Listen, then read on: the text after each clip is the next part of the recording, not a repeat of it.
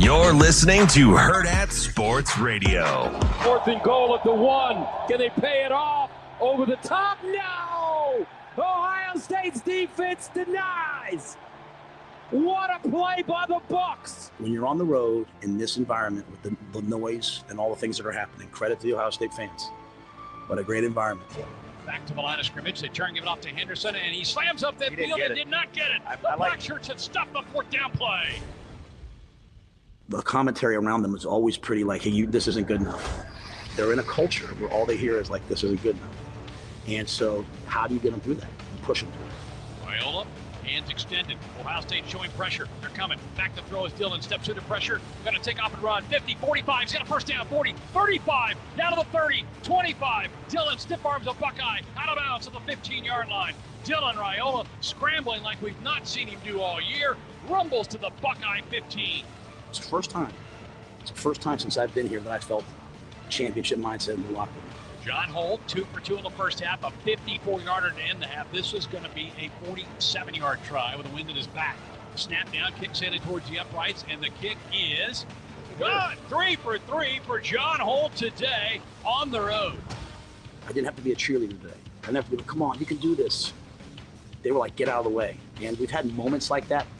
That was 60 minutes of that today. Play action, back to throws. Howard steps, throws, pass is intercepted. Malcolm Hartsock with a pick at the 40, 35, weaving his way to the 30, 25, Let's 20, go, baby. 15, 10, down to the 5-yard line out of bounds. Malcolm Hartsock's 4th pick of the year, and the Huskers have it 1st and goal. This to me is why the Lord put me on this earth, to work with young people and to have them raise their expectations. And it's why these guys are here. Huskers break the huddle. Under center goes Raiola. Huskers go quick, turn. Give it off to Dante, right side, leans, dives, touchdown, Nebraska. Dante Dowdell puts the Big Red in front, 15-14. Good morning. Welcome into Hurrdat Sports Radio, AM 590, ESPN Omaha, ESPN Tri-Cities. We're live at Hurrdat Sports Bar and Grill, where you can join us this morning for a little breakfast, maybe some drinks, chance to win some tickets to the game tonight, courtesy of our friends from Tickets for Less. DB, what's up? What is going on? Oh, just getting ready for the weekend. How you doing? Shane, that's pretty good open. Not bad, my friend, not bad. He said it was only 10 seconds worth of an open. I'm like, man. That wouldn't get it done. I said 10 seconds is not very long. No, it's certainly not. He looked dead at me, straight face in the dark out there, and said 10 seconds is an eternity. I said, all right. For somebody, I'm sure it is. So, I mean, you know what? It's Football Friday. Got a little taste of a little preview yesterday. And it looks like an uneventful week on paper in college football. But I have a feeling it will not disappoint. It's a little sleepy. Yeah. I mean, you've got the big one. You got the headliner with Ohio State, Penn State. Yeah. But there's some sneaky good ones, I think. Yeah, I don't know. Yeah, I'd be curious to get your thoughts. I've got a handful there's some helmet games that should be good, but they aren't as inviting now that the season's unfolded. There's also some stinky lines, I think, out there. There's several that we're gonna get to because some of them just don't make any sense at all to me. Well, you saw the first one last night, and I told you that is the game. That's the game. Those are the games the Jets win. Like Jets will win that game last night. And for as poor as that first half was, and the Boo Birds were out, I mean, at the end of the day, the Texans. No, they look terrible. Well, they don't have anybody to throw to either. That's a problem. So, I mean, they're going to have to figure that out in the short term. But with all the wide receiver deals, they didn't think they needed to pick anybody up. So isn't it weird how all these receivers are moving, though? Yeah. And all of a sudden, Garrett Wilson is good again. So apparently. Well, he's tough. Maybe he got some of that cayenne pepper, too. Yeah.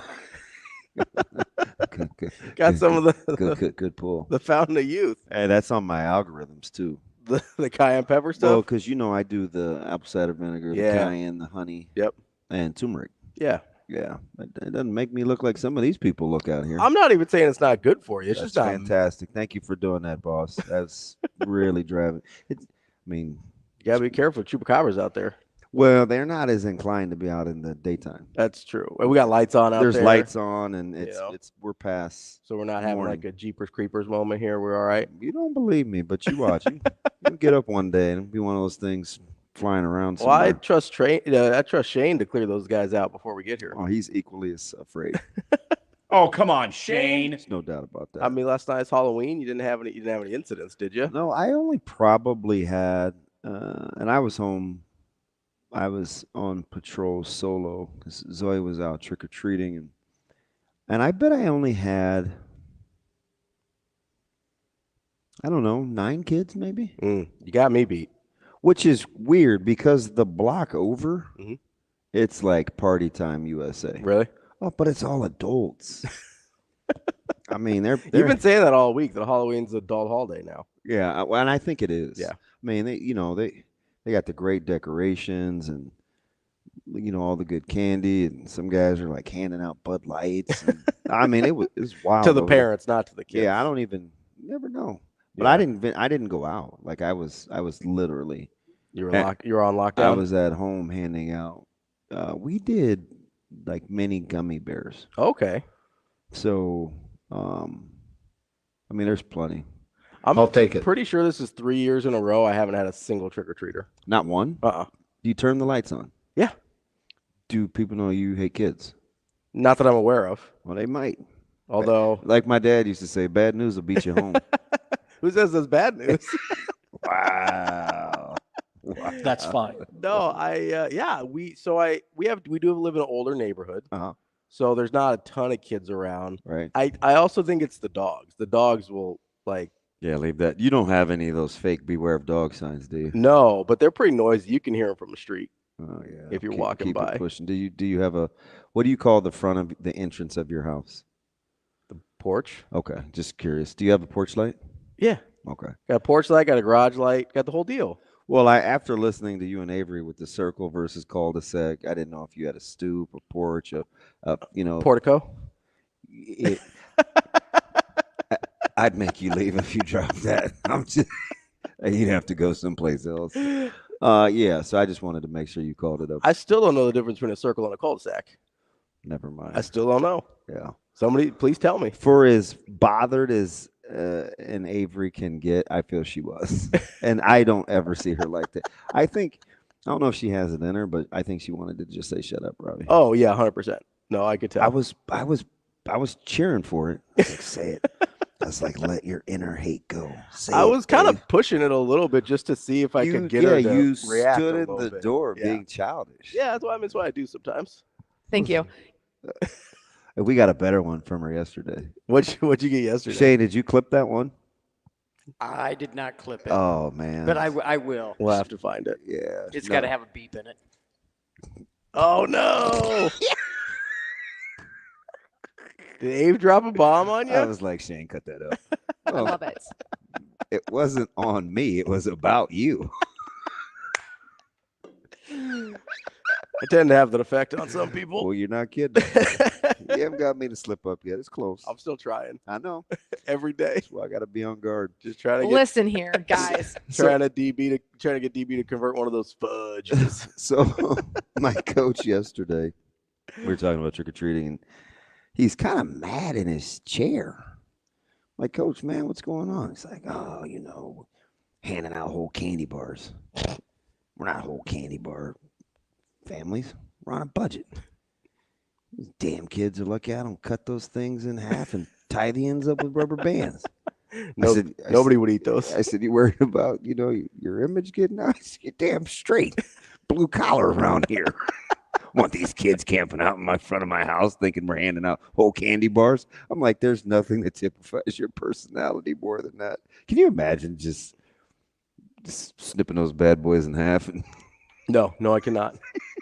That's one of those things they warn you about when you're a kid. Yeah. Like, don't eat the open candy, kids. Somebody's tampered with it. No. You don't want to do that. Yeah, gone are the days of, what was it? So it would be like popcorn balls. Yeah, there was a few of those. Candy corns wrapped in like those little homemade plastic deals. Mm-hmm. You know what? I don't even think people mess with like Hershey's Kisses anymore, do they?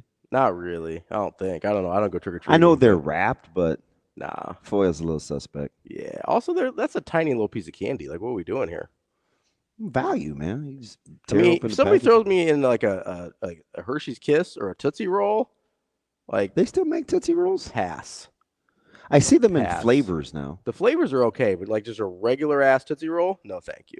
Yeah, that's Pass. tough. I'm not a chocolate guy. I'm just not Tootsie Roll guy. It's disgusting. Yeah, Zoe sorted through hers in a hurry. You know what was a bummer when I was a kid? What's that? Is like, and they were very well-meaning people, but after the people got, Of course, because you're getting ready to say yes, something bad about it. 100%. Yeah. Because after I got diagnosed with diabetes, people were trying to like be considerate, and so some of my friends' houses on my street would have like apples for me instead of candy, and I was like, I'm not here for apples. What do you? I get you're trying to be cool, and I appreciate it. Hey, somebody had a nice haul of the little mini canisters of Pringles. Oh, that's nice. Yeah, the little snack deals. Yeah. That's kind of legit. You could go to Costco, get a pretty good number of those for a decent price. Can you? Yeah. They're clearly for like little people, because I looked at the ones Zoe got, and they're probably only inch and a half. Oh, you're talking about like little. They're like little peel back canisters. Oh, I was talking about like kind of the. No, so it's really not even a canister. It's like the little plastic boat with the foil over top. Oh, it's like a little cup. Yeah. Almost. Yeah. Like a little yogurt. And it can't be, but I'm gonna guess Six chips in there. Yeah. Yeah. The kind that you used to eat as all at once. When Yeah. you were a Make kid. it look like you had a duck mouth or whatever. Yeah. Wow. You were that kid. Yeah. 100%. You were too. You brought it up. I didn't do that. Ain't nobody believe you. So full disclosure, we didn't really buy Pringles. Yeah. I would go over to walk across the street to Coach Huffman's and get his. Really? Yeah, he was like, his parents worked for Duncan Hines, and so they got like all the good snacks. He was the Pringles guy, so I would go over there and lift him for his Pringles. Just jagging Pringles for people's Well, houses? he knew. It's just, then they would come home and be like, that damn DB was over here again. Sometimes it's just like that, man. We didn't have Pringles. We had Betsy Bakers at our house. What is a Betsy Baker? So Betsy Bakers were chips you get in like 3 packs, like so there were 3 bags in a big bag of chips. Mm. And so you'd open one, they were like brown, and you'd get the chips out, then you'd roll it back up, and it was like 1 of 3 in a 3-pack. Yeah. So that was kind of our brand. I can't remember the other ones. We got the knockoff cheese doodle things. They make them now. The cheese dude, was it like a Cheeto? Yeah, except they're the ones that look like an old person's pinky. You know what I'm talking about? That's horrifying. They were good. I think they called them curls. Yeah, probably. I don't know, but they weren't like your fresh poofy Cheetos. They were like not good. A different version. Just not good. I mean, when you're a kid, you don't know any better. We used to get those giant things of the cheese puffs from like Sam's. Yeah. Like the canisters. Not that, dude. No? I don't like my fingers messy. Yeah. That started a long time ago. I don't really like it now, but when I was a kid, just pop those things, Yeah, you're a poof guy? Yeah, well, not now, but when I was a kid, I thought it was the greatest thing on earth because you just had this seemingly endless supply of cheese puffs. Ryder, she'll mess around with cheese puff? Yeah, she's notorious for Like B.I.G.? suckering her mom into like getting a bag of chips, like a big grab or whatever, on the fly, and she'll eat like 4, and inevitably they'll make their way into our pantry and never to be seen again. So occasionally we'll have like 4 open big grab bags in our pantry, and I know exactly what happened. Somebody was conned into getting chips out on the road that they will never see again. Somebody's got to finish those, man. They don't. They inevitably always get thrown out. Man, if I'm lying, I'm dying. It's a little bit of a pet peeve. It sounds like it. Seems like Yeah, I feel some type of a little point of contention there. Yeah. Well, I mean, she's hard to say no to, but you can't fall for the banana in the tailpipe every time. Not every time. Coming up on the show today, we're going to talk to Terrence Mackey. He is the head football coach for Omaha Central. Him and his team, along with the rest of Class A, get kicked off tonight for first round of Class A state football playoffs. 8 a.m. We've got T-Mac. It's our first for T-Mac. Yeah, we haven't talked to him before. He doesn't do a ton of interviews. Oh, I'm honored. No, I mean, I No, don't I'm know how serious. often he's asked. Oh, really? Yeah. That's interesting because they got some good players. We got a lot of good players. That'll be interesting today with you- Papio. Yeah. You want the breakdown of that game, you need to call Micah. Yeah. Oh, yeah. He's the one that started the conversation at the dinner table the other day. Get him on the phone. About low floor. No. He better he better be at team breakfast. I didn't even know he wanted to go. So it was kind of late notice, but they have team breakfast today at 7:15. So of course everybody had to move their schedule up 30 minutes. Well, sure. Well, and maybe he didn't know, but he didn't drop it until like 8 last night. That's a little late notice, Micah. Oh, when you have a little itty bitty at home, give some people some heads up, bud. Matter of fact, by the time we knew, I think Zoe might have already been in bed. Speaking of Micah and people doing nonsense things on the way into the end zone, has he ever dropped the ball early? No, but he's the type of dude that would. That's what made me think of it. Hey, I told you when he fumbled right by the goal line when he got hit, he laid on the ground because he had fumbled. Yeah, he's that dude. I don't understand it. I don't either. We do need to talk to him at some point to see if he can explain to me what the drop in the ball thing is. Because it's not even a cool celebration. I don't know if he would have an answer because that wouldn't be something he would do. He's more apt to probably give somebody a peace sign or something on the way in. He'll do. He's probably more like a Heisman pose. Okay. Listen. I'm okay if you celebrate once you get in the end zone. Do you know? I just need you to get into the end zone. Do you know the twerk song that's on the what? Every twerk song that's on every. I don't. It's probably on your algorithm. Yeah, I may not realize. You just don't know it's that song. Yeah. And everybody dances to it with their knees going back and forth. He would probably do that. Okay. I'll show it to you on break. Like 5 years ago, he'd hit people with the gritty or whatever. No, he's definitely a gritty kid. Okay. Yep.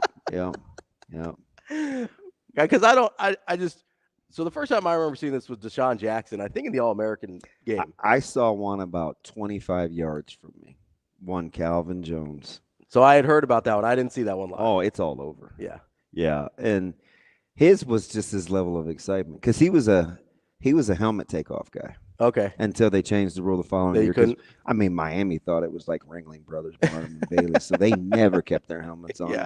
So people got tired of getting their heads beat in and then seeing their faces. So then all of a sudden, college football is like, yeah, we're moving up your helmets. Keep the helmets on. It's a no. We're sick of seeing these Canes act belligerent out here.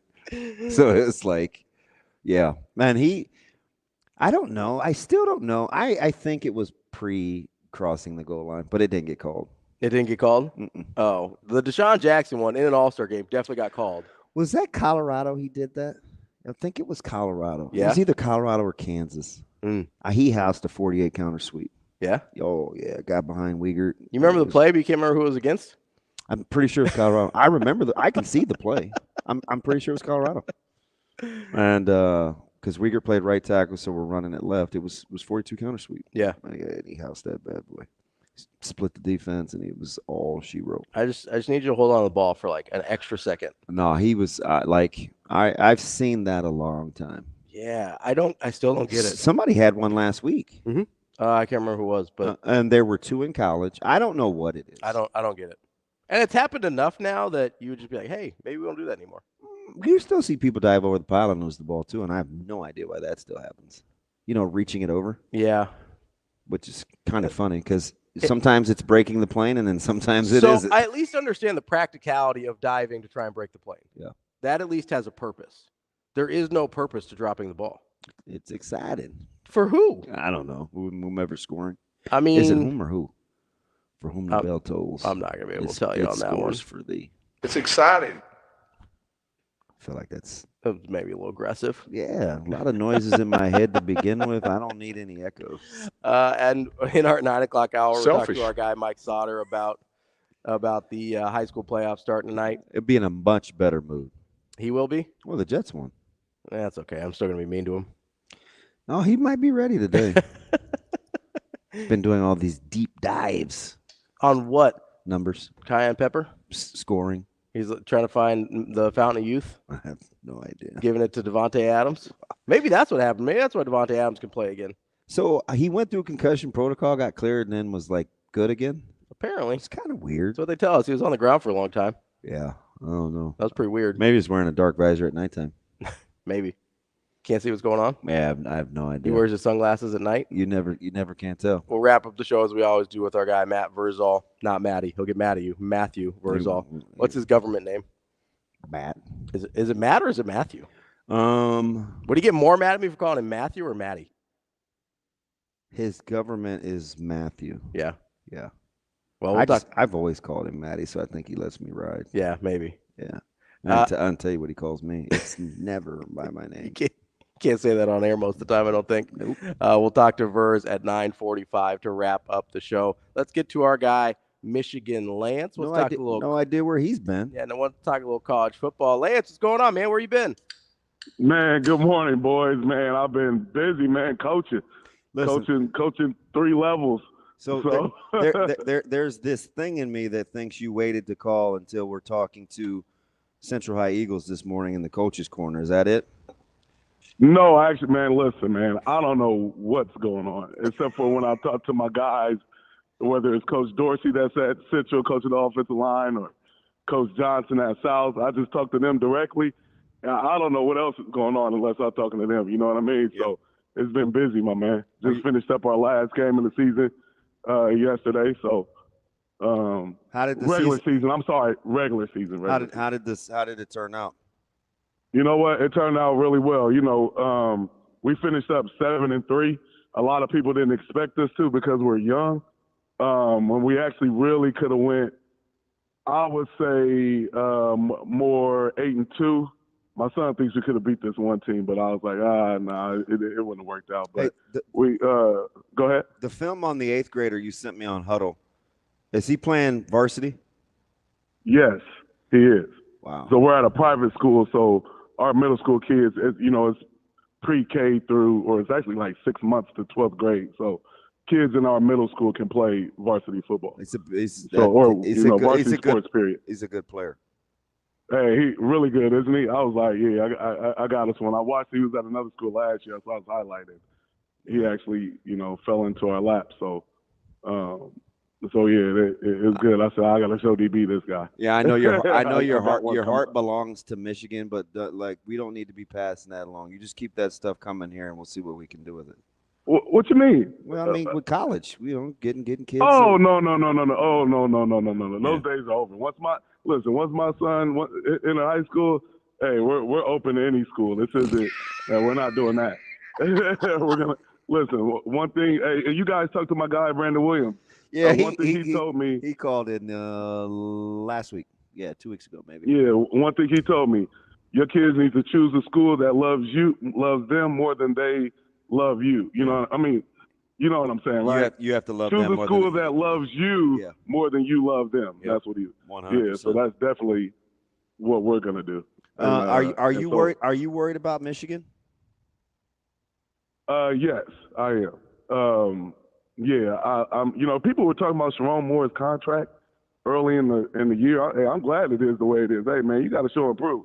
Like what you're doing right now. Like I don't understand. We had Alex Orji in the system for a couple years now. That doesn't make sense. He comes out looking like he doesn't know how to throw a football. Like that's ridiculous. And then we do I don't know if we were doing the Make-A-Wish Foundation or something, because the quarterback we started, all they kept saying was he was a cancer survivor. And I'm like, all right, now tell me about football. Tell me, can he play football? Because it doesn't look like it. Tell me his stats and history from there. So, yeah, I'm not liking the way it's going right now, man. It's not. If I'm Will Johnson, hey, man, you know what? Hey, I'm hurt until the draft because this isn't looking good. We got to figure this thing out. Wow. And I'm not. And listen, I'm not a guy that, hey, man, for the long haul. Like, we'll give you 5 years of this and no, man. It don't take that long no more. Well, I see you emptied the clip in a hurry, bud. Welcome back. Hey, man. Yeah. Hey, I haven't seen, so people, I kind of seen what you kind of put, DB. I'm flying by. So people are kind of complaining about what's going on because they lost to Ohio State and whoever else they lost to. Oh, Indiana. Like, are people wavering? Like, hey, man, chill out. Like, they're 5-3. Here's my thing, man. This is what I've seen about Rule so far. Right now, he has to prove me wrong that he's not doing the right things. Mm. And from what I see on the field and what I've seen since day one he's got there, he's doing the right things. He's headed in the right direction. So if people are criticizing, am I wrong, DB? It's more particular position coaches than it is Coach Rule, but they're clearly drawing a line. Man, listen, man, like, guys, listen, It's still a building program. So guess what? As you're building, you're finding out your coaching staff too. So relax. Let them build this thing. You're heading in the right direction. You're one game away from a bowl game that has the longest streak in Power 5 that hasn't been to one. So, I mean, relax, man. Just enjoy the process. You know what I mean? Like, hey, man, this is part of the process. It's just, I'll tell you this, and people who have kids who are playing, let me tell you about my son, man. My son isn't playing a lot as we expected him to play on varsity. But you know what I taught him and all my kids? You better take advantage of your reps. You better take advantage of your opportunities, right?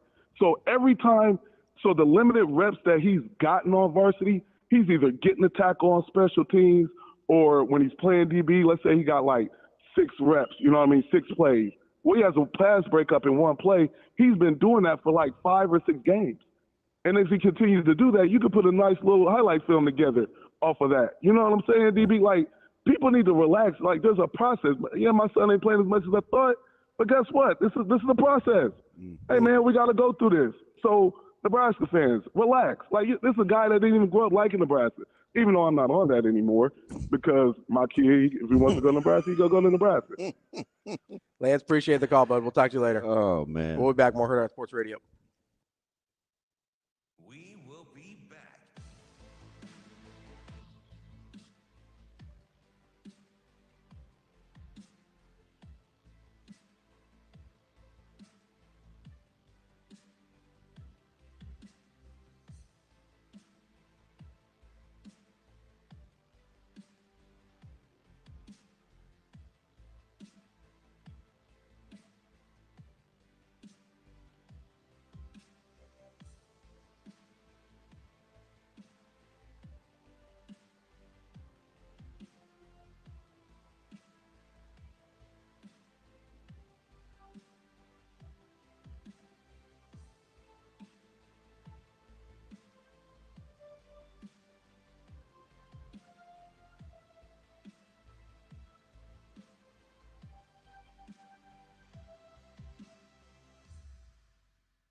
We will be back.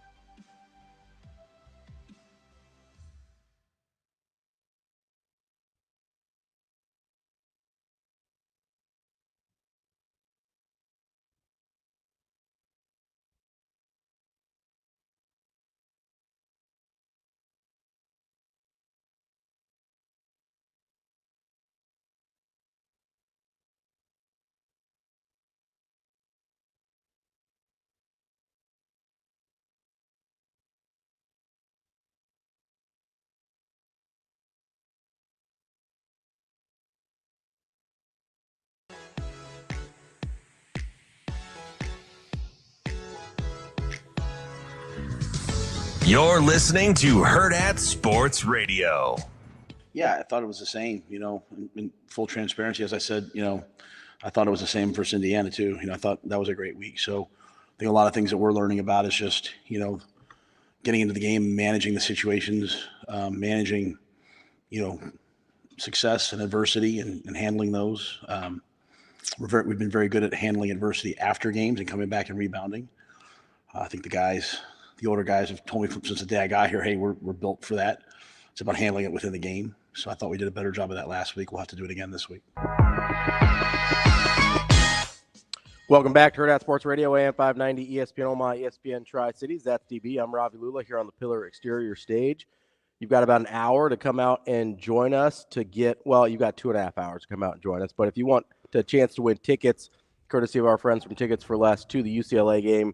That's 4 tickets and a parking pass. You got about an hour to get down here before we will announce a winner on that. So make sure you get down here to Hurrdat Sports Bar and Grill.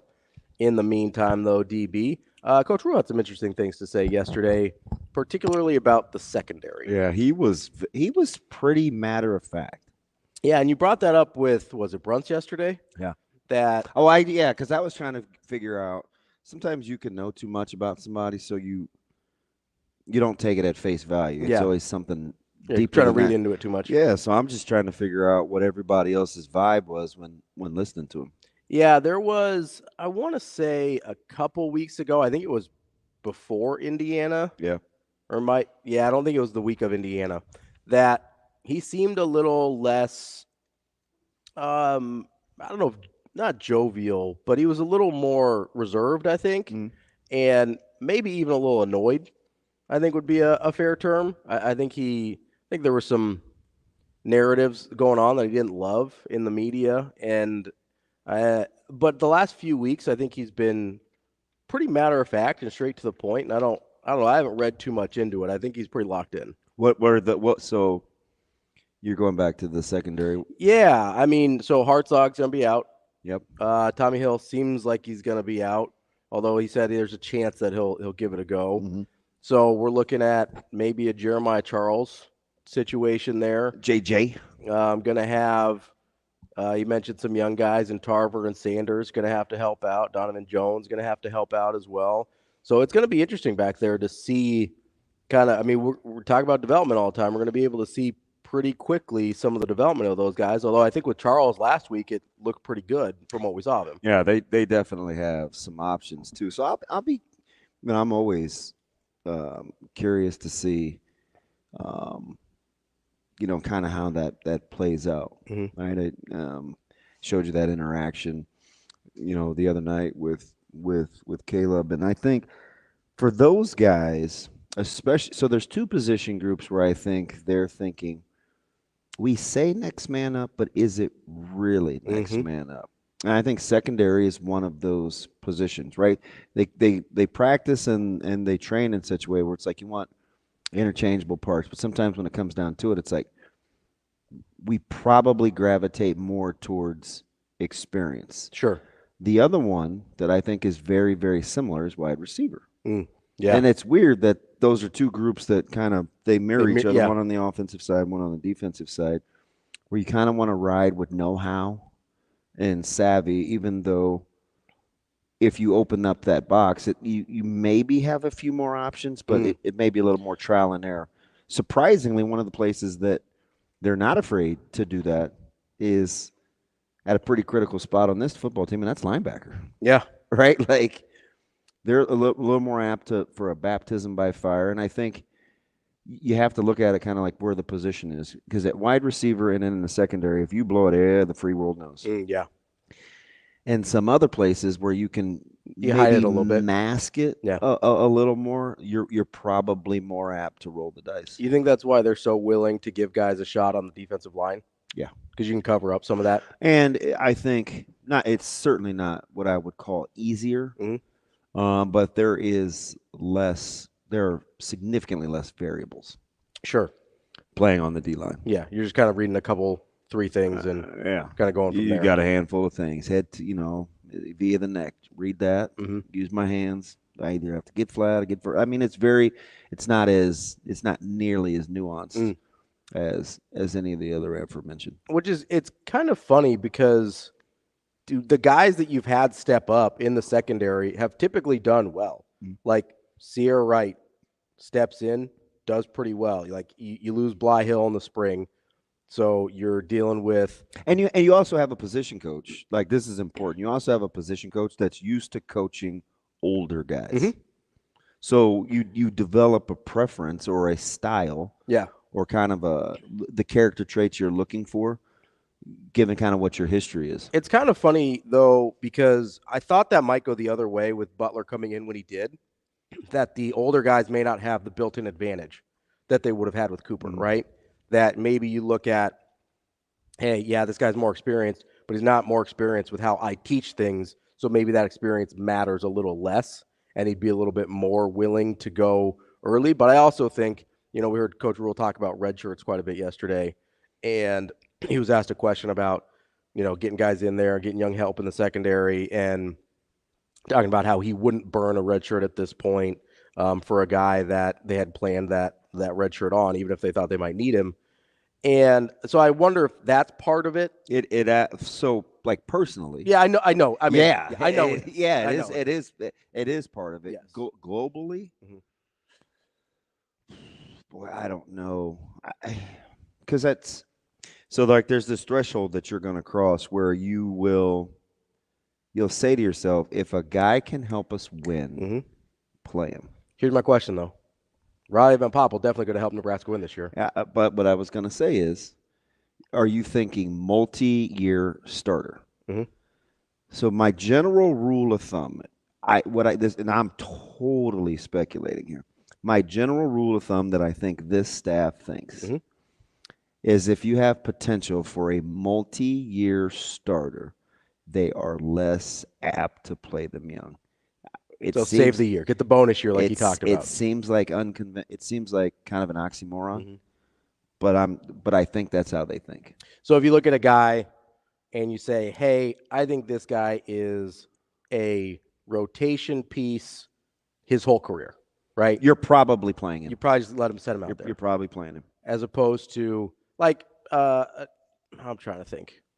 I don't have a good example. So you know the one that I think is driving people crazy. Which one? Carter Nelson. Sure. But what I think is not that you can replicate his talents a lot of other places, because there aren't a lot of 6'6" guys that run and move. That are.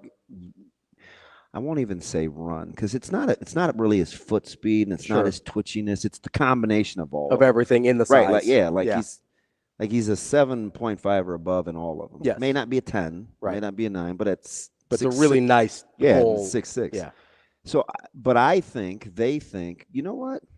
It's maybe not as unicorny as you think. We have some guys in the fold. You got I'm not going to put him in the discussion because he still has to be a lot more productive. But you'll look at a guy like Isaac Jensen or some other guys around the country. There are probably more types of Carter Nelsons around the country. Sure. Than we may think. You're looking at one at Michigan and Loveland. Yeah. Like those guys are.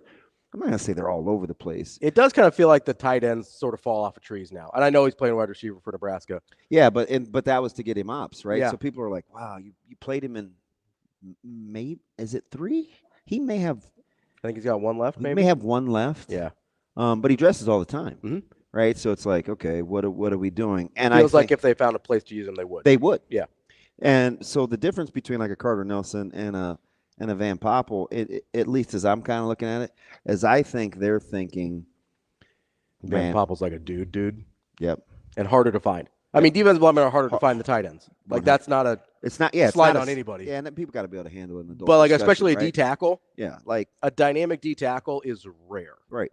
Those are rare dudes. Especially at Van Poppel's age. 100%. So you're less apt to roll the dice. You want to the go bonus find year. another one. You want a bonus year. That's kind of how I think they look at it. No, I get that for sure. That makes a ton of sense. And I mean, we've talked about this with Sautter before. Or I have at least. I think you were part of that discussion where I'm just like, hey man, why are there so many good tight ends in Nebraska? Yeah. Like it kind of does feel like they just grow on trees around here. Where you've got like, D1 tight end over here, D1 tight end over here. Like there's so many of them, Nebraska can't even take all of them. Yeah, it's been a weird run. I go back to probably 2014-ish. Yeah. It's just kind of like a 10-year run of producing a ton of high level. I mean, you got guys in the NFL. Like these are real tight end talents. And 100%. I think it's a less rare skill set, especially around here, than a defensive tackle, to your point. Coming up next, we're going to talk to Terrence Mackey. He's the head football coach at Omaha Central. He will get his playoff run started tonight. That's DBM Ravi Lulla. We're here at Hurrdat Sports Bar and Grill.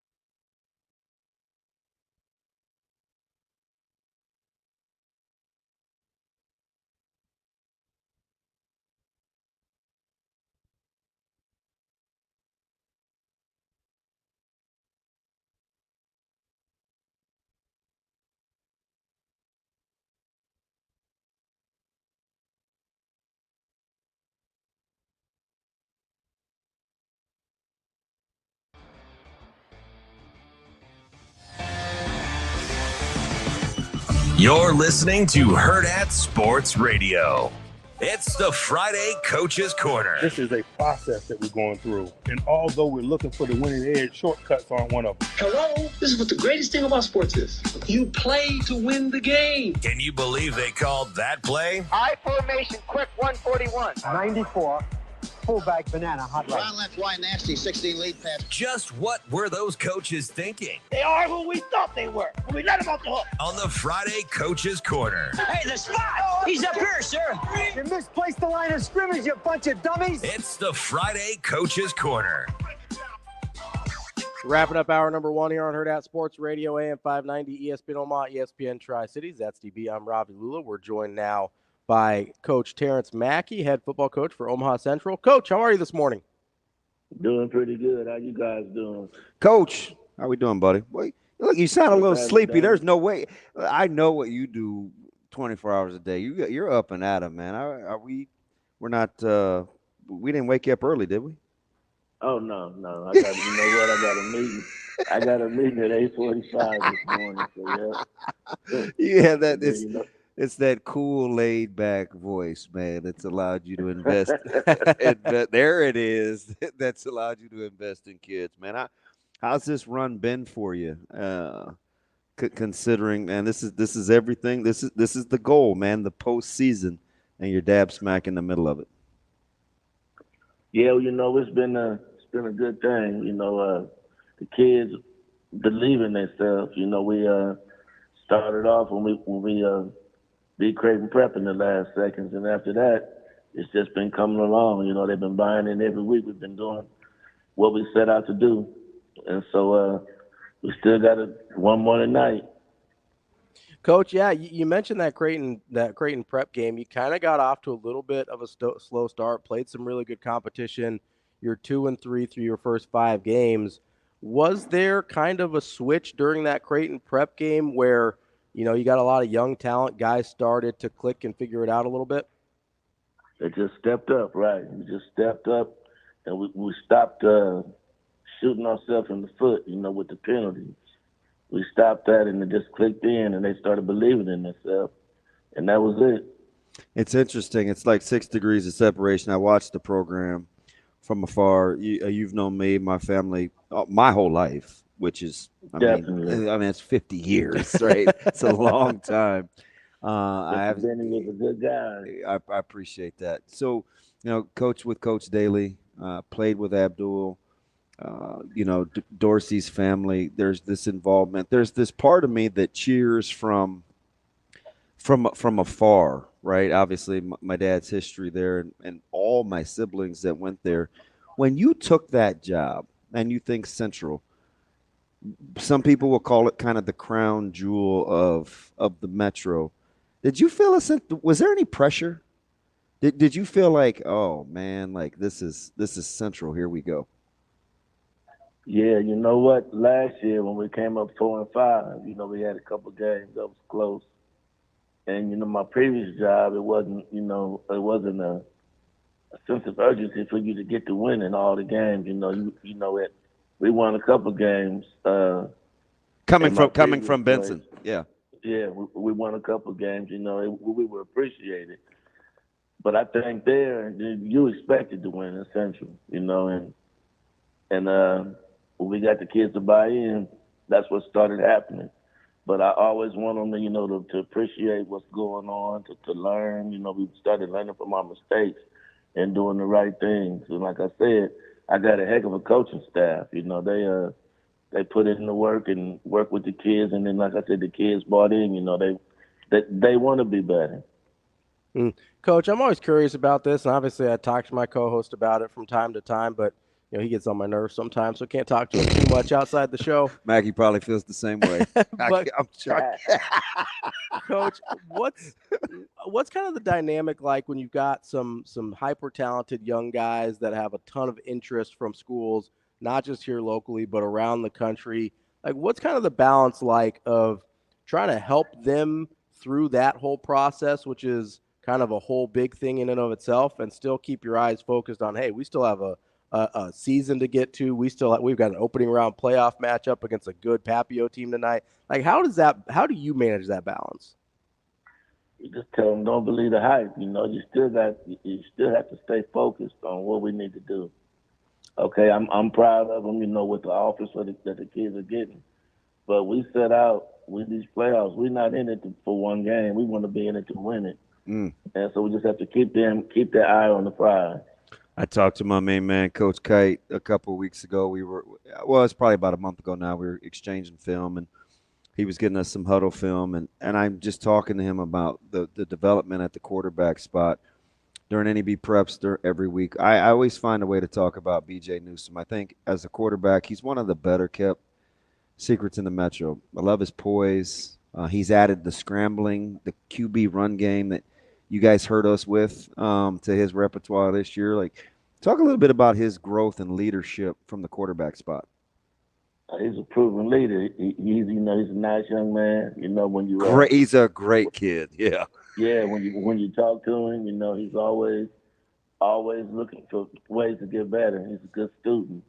You know, we have kids on the team that are just, you know, getting. They're just good kids. You know, they're gonna be good citizens. Right? You don't have to worry about anything happening with them. You know, they're gonna do the right thing. And BJ's one of those kids where you know he's gonna do the right thing all the time. And you know, you can just talk to him.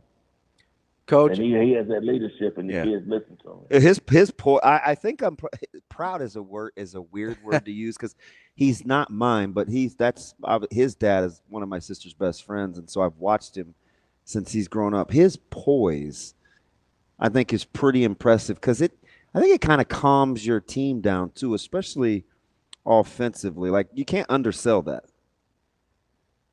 Right, he just has it in him. You know, he's been working like Coach Kite worked with him, and he just does a good job with him. Like I said, I got a heck of a coaching staff, you know, and that really helps.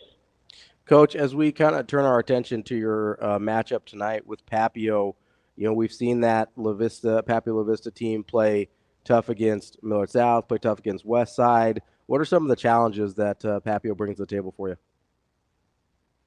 They're physical. Yeah. Yeah. You know, that physicality, you know, we have to deal with that, but we want to be physical with them too. They got some good playmakers over there. We got to stop the playmakers. We got to make sure that we tackling. We got to make sure we're wrapping up. That's the thing. We want to make sure that we're doing what we need to be doing. Just don't let them get started. You know, if we keep it on them, take that confidence away from them. We let them get that confidence, then it's going to be a long night.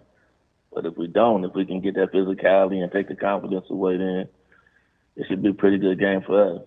Coach, do you like the fact that it's a quick turnaround, or do you not want your kids to think, well, we just saw them, so there's not as much attention to detail? Like, which part of the rematch do you like? No, you know, it's hard to beat a team. I always hear Abdul say it's hard to beat a team twice, and I believe that. So I'm sure they've been looking at film, seeing what they didn't do right, and they're going to come and correct that tonight. And so we have to do the same thing. You know, we got to go in there like they beat us the first time. You know, we got to go in there. We got to stay hungry. And I think the kids, since we've been winning, they are hungry. Like I said, we're not in it for one game and be out of it. We want to be in it to win it. So we have to prove a point. You guys, Abdul, Coach Daly, you guys have been involved at the Boys and Girls Club seemingly forever with young people and growth and development. And you know, that's the part that I appreciate with the community, investing in kids. How important was it for you, or was it at all, to now be able to see them all the way through as now the head of a high school staff, where you don't just have to get them at first, second, third grade. You get them, you could see some of these guys from youth all the way through the opportunity to get a diploma. Yeah, you know, we want them to be effective in the community. We're not going to be around forever, so we want these guys to do what they need to be doing, go out, get their education, go play football, and then come back and lead the community. Coach, we got a tight-knit community, tight-knit family. Yeah. Coach, I know that you've, because DB talks about it to me all the time, you didn't get into coaching the same way a lot of these guys do. What was it about coaching that made it so important to you, even though you've got this whole other career and kind of led this whole other life to get into it and be involved at it at this level? Well, you know what? When I was a young man at the boys club, I had a coach named Carl Wright. Oh my goodness. And he was he was my role model. You know, he grew up with my father at Tech High School. And when I made some different choices. I started out wanting to be a football player, and then, I burned out. Okay, Yeah. And then I was like, well, dang, I still want to be involved with these kids. So I started coaching at the boys club. Tried to be like Mr. Wright, and just kept doing it. And then I finally got into the middle school doing stuff, and then finally I was like, wow, let me try to do it in high school. So I was able, like I said, Benson gave me the opportunity. That's my alma mater. They gave me the opportunity to try to do something there, and then it just turned from there. It just started clicking from there. After we started winning at Benson, then it started clicking. Well, maybe I can get a job someplace else, and I did, and I'm grateful for that. I'm grateful for Central for allowing us to come there and help out That's and enlighten other kids' lives there. It's amazing you mentioned. It's all about working with the kids and making them better citizens. Yeah, Coach Wright and my father, obviously good friends. One digit separates our phone numbers. So for the first 18 years I'm living at home, I answered the phone. I'd say, Benning residence, hello. And they'd think, oh, I'm sorry, I'm looking for Carl Wright. That's funny. Oh, yeah. Hey, best Yeah, wishes tonight, Coach. Yeah, he was. Best wishes against Papia. I appreciate it. You got it. Thank you for having me on. Okay. That's Coach Mackey from Central. Coming up next, we've got Tim Verghese from inside Nebraska here on Hurrdat Sports Radio. We will be back.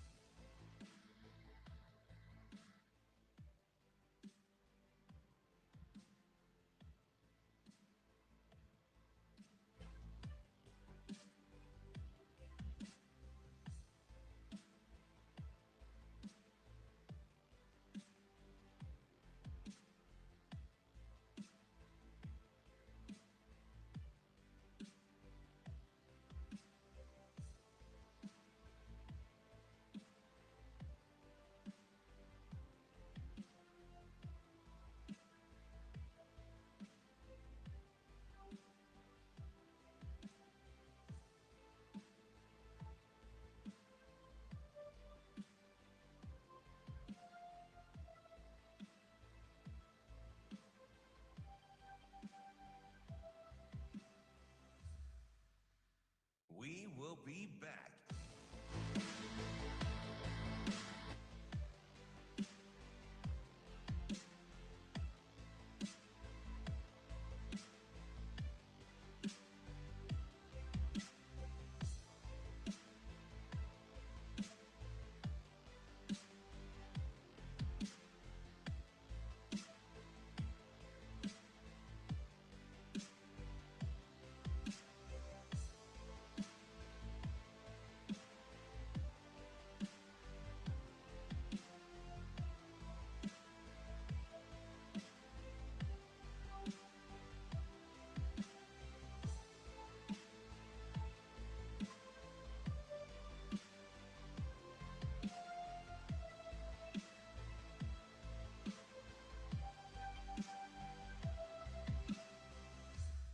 We will be back.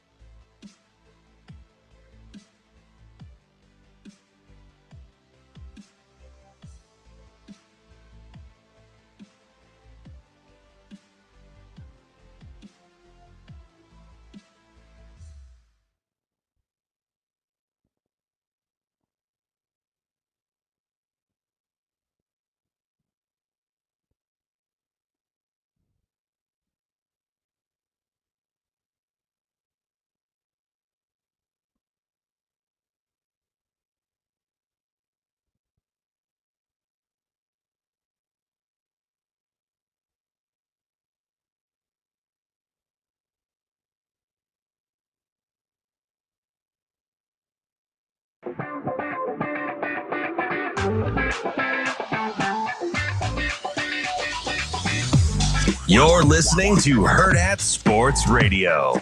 Well, we're beat up. You know, I mean, that's, you know, we don't have Malcolm. We don't have Tommy, you know, potentially Tommy. Malcolm's doing his best to get back, but I don't think that he will. So we'll be counting on some other guys as well. But, you know, they're competitive. You know, part of that is we have a great rush, you know, so that helps. I think everything on defense is interrelated. Now we're seeing an offense this week led by Coach Bieniemy that's truly a West Coast rhythm offense. I mean, the ball's out. Quarterback hits his third step, the ball's out. One hitch, the ball's out. You know, they're not built to turn the ball over. They do an excellent job of getting it out of their hands, but I think our guys are, you know, they're focused. We play a lot of coverages. They study a lot and prepare, and hopefully whoever's out there will play to a good standard. We're back here on Hurrdat Sports Radio, kicking off hour number 2, live on AM 590, ESPN Omaha, ESPN Tri-Cities, and we are live on Twitter, Facebook, YouTube. That's DB. I'm Ravi Lulla. We're joined now by our guy, Tim Verghese from inside Nebraska. Tim, what's going on, man? Hey, not too much. Excited to be back at Memorial Stadium. It's been a while.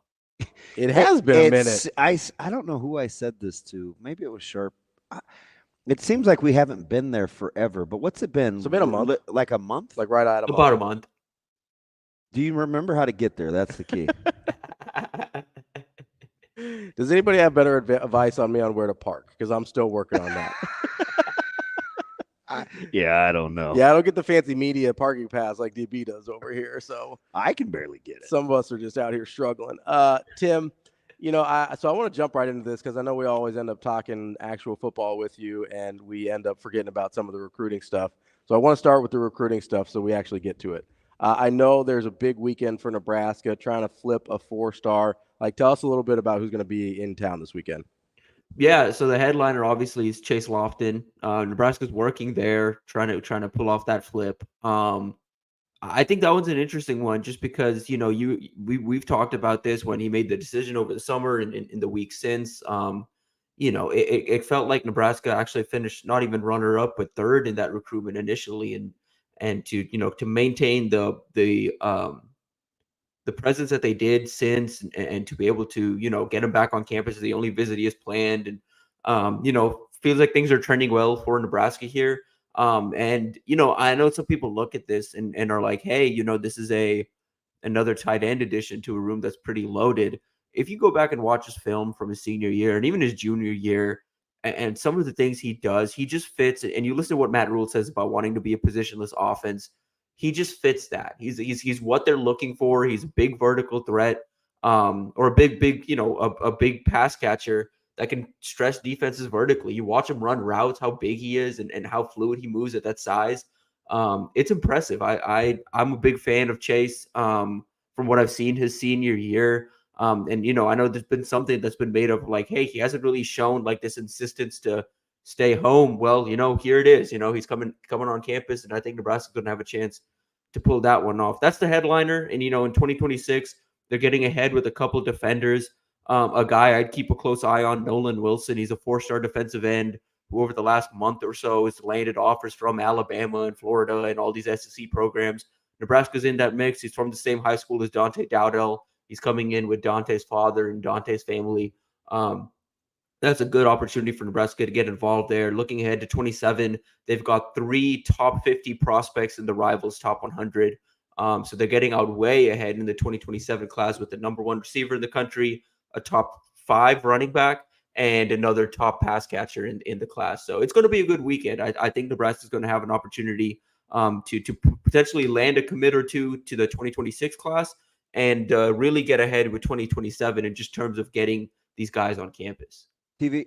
Oh, go ahead, Ravi. Oh, I just wanted to ask you real quick about Lofton, because we have talked about him quite a bit with you, and that's a guy that I'm curious if you've had a chance to figure out both because I don't think either of us, I think we talked, I don't think either of us actually expected him to sign at Florida State, and I don't totally know why.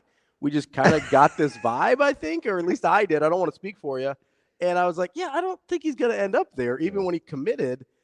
So do you know what happened there? Is it just the 1-7 start and everything at Florida State? And you mentioned Nebraska not even really being the runner-up there. How were they able to make up that ground?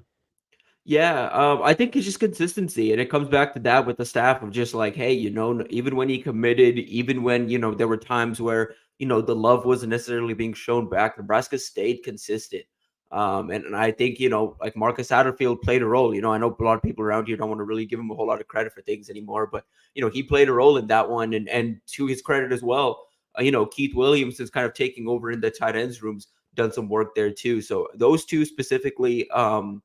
Yeah, again, like with Florida State, it's part of it's a 1-7 start. Part of it is just like I think, like we talked about, I think when he initially committed it never felt like he was going to end up there for a variety of reasons. You kind of see where college football is trending with the SEC and the Big Ten. You kind of see, like for him, the family relationships in the Midwest. If there was any place other than Nebraska, it felt like it was going to be A&M, which was a school I think Nebraska had to overcome some ground on.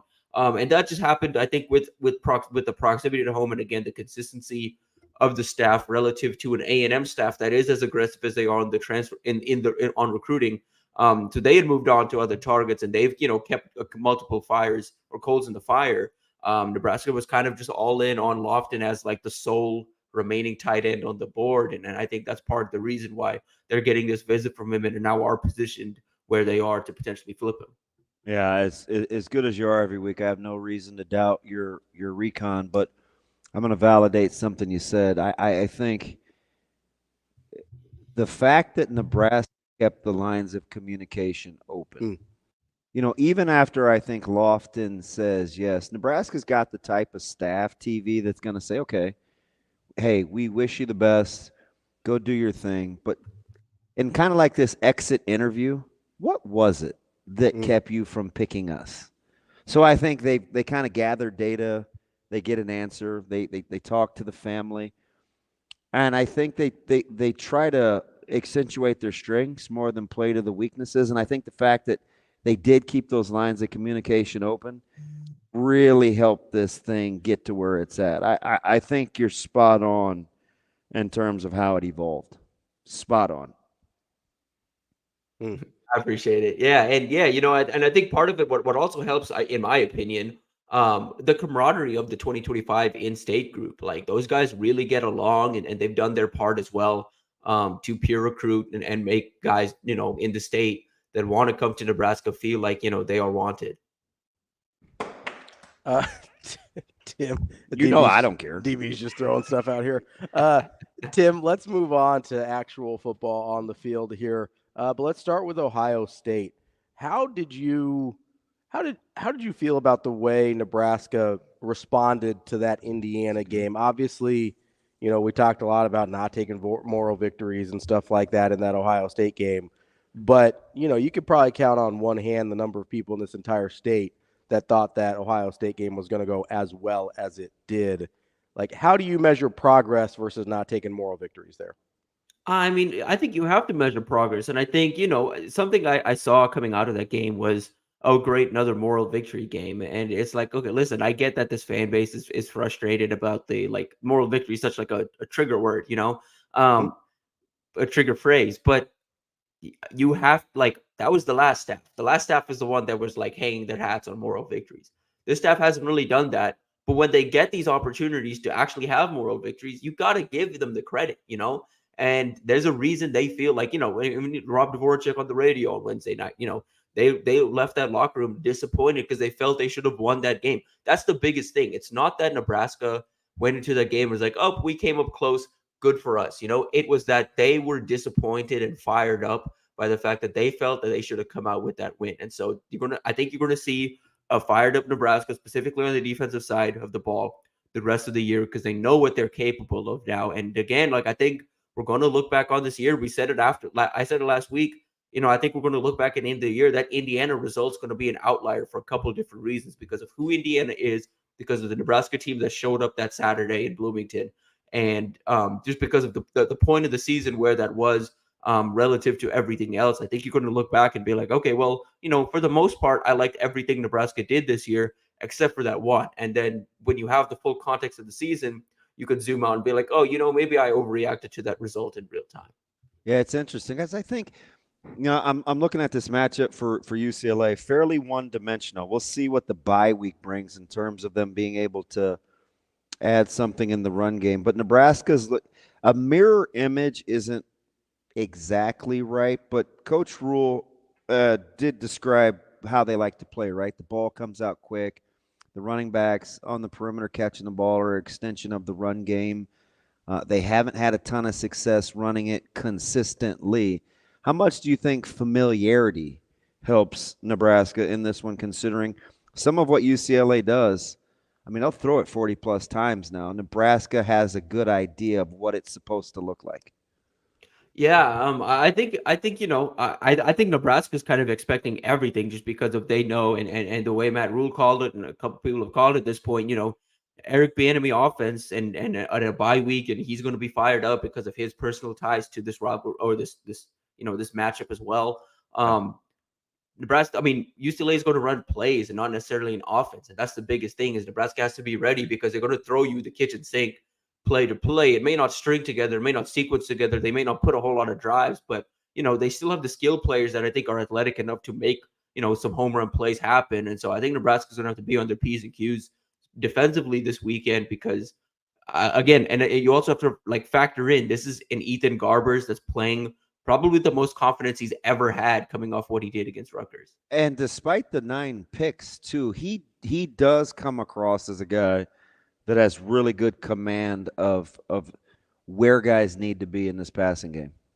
Yeah, you watch him and you're I watch him and I'm like, this doesn't look like a guy that's thrown more picks and interceptions this year. For a variety of reasons, because of the offensive issues and a lot of different things. And, he's not a perfect quarterback or even like a pro or anything by any means, but has a better command than you think when you just look at his stat line and you look at, the offensive struggles they have. I think that schedule also as well, they are better than their record indicates just because of the teams they've played this year. Tim, speaking of Garbers and being a little bit better or a little bit different than the stat line indicates, his rushing numbers aren't going to jump off the page at you, but we've seen his ability to hurt people with his legs as well. What's your level of concern with Garbers hurting Nebraska on the ground?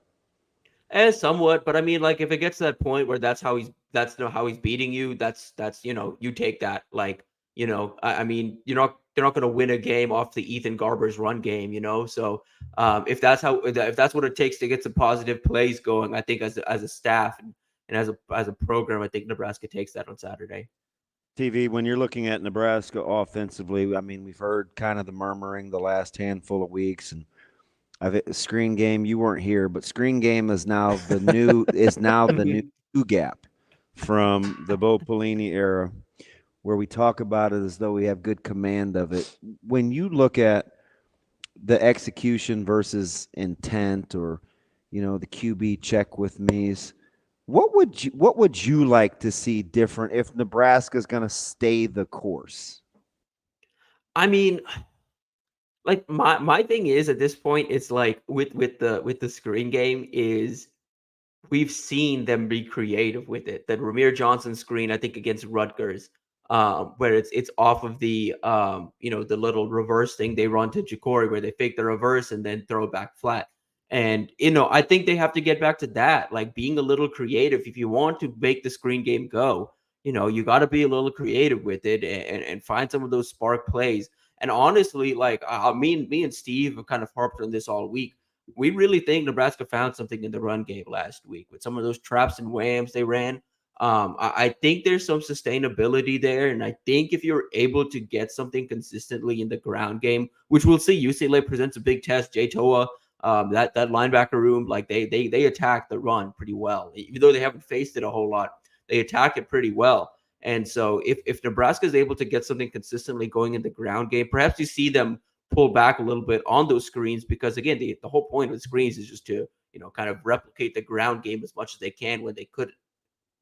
Yeah, Tim, Coach Rule mentioned how really no one's been able to run the ball super successful against UCLA. Yeah. How do you kind of pair that with your belief that they've found something in the running game that can be a little bit more successful? What does success look like on the ground against UCLA? Better find a way to move the nose. That's for sure. Yeah, like that's the big thing is just again finding ways to get things going, and I think for me success would just look like, hey, can we average 6 yards a pop? Can y'all do that on Saturday? That would be success, at least for me, on the ground. And yeah, I mean UCLA, I'll say this too. Like, I mean, this like that no one's been able to run on them consistently, but also they've also faced the like second least amount of rush attempts in the Big Ten. Like that's it's kind of a stat that kind of lies to you. That's a good distinction with their EP. I like that. That's a good deep pull.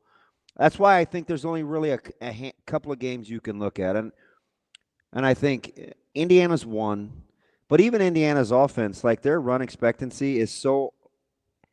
One of the reasons Indiana's good is because they're unpredictable of when they're going to run the ball, right? So they're kind of an outlier, but that's why I think watching Penn State is critical, because they're the one team I think that made a concerted effort in multiple ways. Because Kodanicki is a very good and creative OC. Penn State still struggled for the majority of that game to really run the football. TV. Yeah. And especially considering what that unit is, that's something that it stuck with me too, those numbers. And I'll say this with Indiana too. I think Indiana is a team that this year feels like they ride the hot hand. Like, again, throw game's working, they'll throw it 6 times in a row. If Rourke's hot. But on the flip side, yeah, I think with Nebraska, like, again, I'd want to see progress and I'd like to see progress, but I feel like you're going to have more rushing success overall against USC here in a couple of weeks than you will against UCLA. Yeah, I mean, people look up and they'll see that they're top 15 in rush defense, and they'll be surprised. But part of it is I do love your context though, because I think that matters. But two things can be true at once. The sneaky part about them is they're really good up the middle. They've got a great nose. I love their Mike backer. Their safeties bring some drama too. Nebraska better take care of the ball as running backs kind of coming through the hole, because those safeties will get down into the box in a hurry. Yeah, you can tell they specifically defensively, and again, it hasn't been the season they've wanted, but they really take on the personality of their head coach. Like, they really embrace Deshaun Foster, specifically defensively. And I go back to something I think it was Matt Rule or Tony White said about how, great nose play just makes your linebackers look better. And you see how you look at the stat sheet and how active UCLA's linebackers are. You watch the film, you look at Jay Toe. Like, Jay's a guy, and I know people are like, oh, if he's at UCLA. It's a guy that entered the transfer portal, one from USC to go to UCLA, and then a second time this offseason and had offers from everywhere, but chose to come back and stick it out with UCLA, but could have gone anywhere. Like, this is a guy that should be playing at Texas right now, or could be playing at, USC or whatever right now. Like, he could be in a couple of different spots. Tim, as you look at, obviously the up the middle, that they're really good. We've heard about the secondary with UCLA. We talked to Matt Stevens, their color guy, earlier this week, maybe having some issues in the passing game. Do you think the best way for Nebraska to attack that is to try and kind of go off that play action pass game by establishing some of those run concepts you're talking about? Or you think it may have to work backwards in this game, considering the run defense seems to be their strength?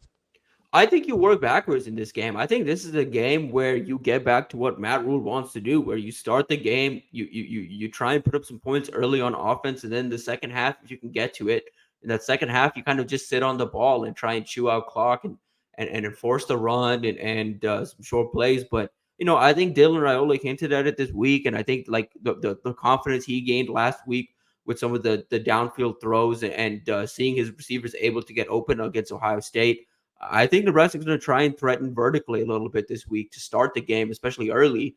And I think it's going to be a point of emphasis. And then as the game goes on, you kind of get back to that ground game. And, again, if Nebraska is who they are, like, I'd like to see Nebraska win a game Matt Rule wants them to win, which is leaning on Dante Dowdle to run for 75+ yards in the fourth quarter. So let me stay right there, TV. So offensively, because I'm with you. I do think Nebraska will take some shots outside the numbers, especially off of run action. But when you look at the kind of committee that Nebraska wants to use at the running back spot, What combinations would you go with that you like? I really like. I've been a big Dante guy all year, but like seeing the stuff he has success with, and when it starts to click for him, it feels like he's a guy that needs some time to get into a rhythm. And also needs like a lead blocker or a hole in front of him. I think, like personally, like where I'm coming around on is I think Emmett needs to be your every down back. And then when you need a change of pace, or it's like, okay, we're going in I formation, or we know we're going to have this gap open. Let's bring Dante out there and see if we can get him into a rhythm and then ride the hot hand as long as he's hot. But he's a guy that I think at this point in his career, he's still young. He's a sophomore. Like, he's a guy that right now is a touch and go guy. When he's hot, he's hot. When he's not, it's just tough to get anything going. And so I think at this point, I think Emmett's got to be the guy. You mix in Ramir in there as a pass catcher and for some of the stuff he can do, in a phone booth. But I think it's got to be Emmett 1, mixing Dante a good bit in there, and then Ramir at that 3 spot. Tim, did you feel like Dante Dowdell found anything last week? I thought he ran better against Ohio State than maybe we'd seen him run all year. It seemed like he got through a couple of those, like he was able to step through a couple of those initial tackles in a way we hadn't seen for a lot of the season. Like, you think that's an outlier or something he can kind of carry through the rest of the season?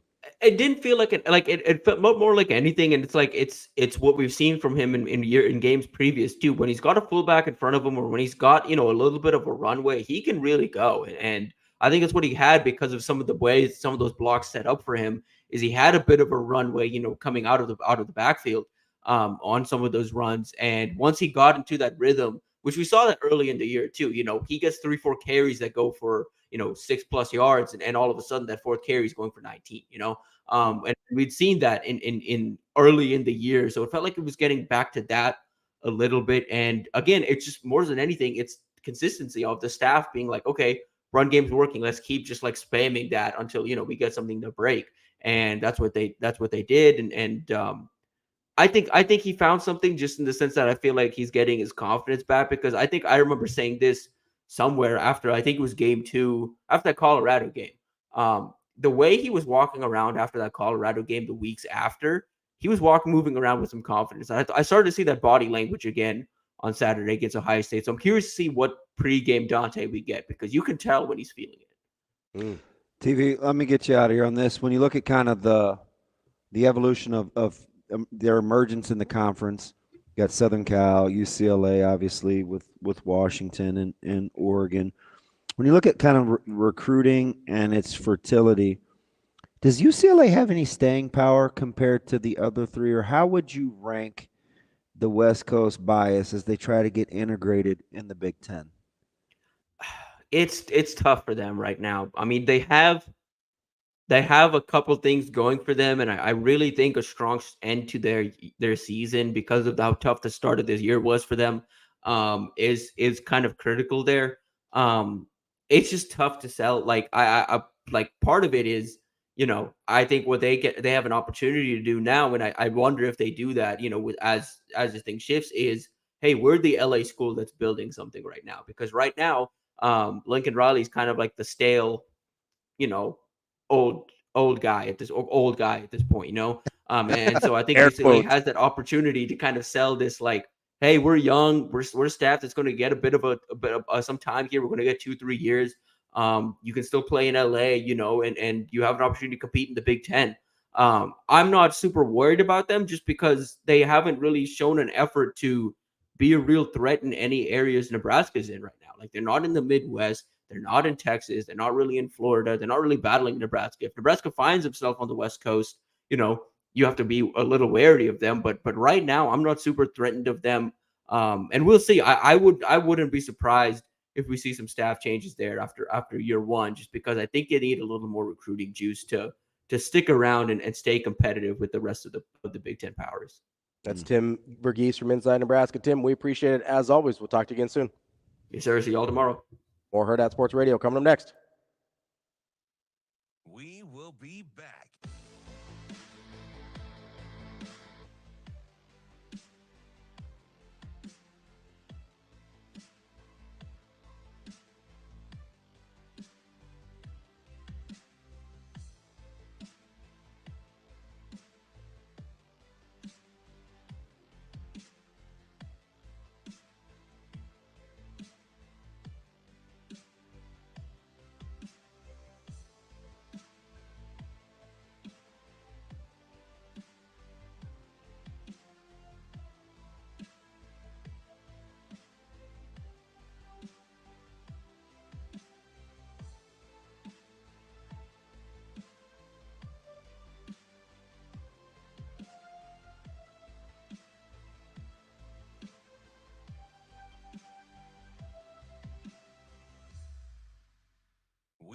be back.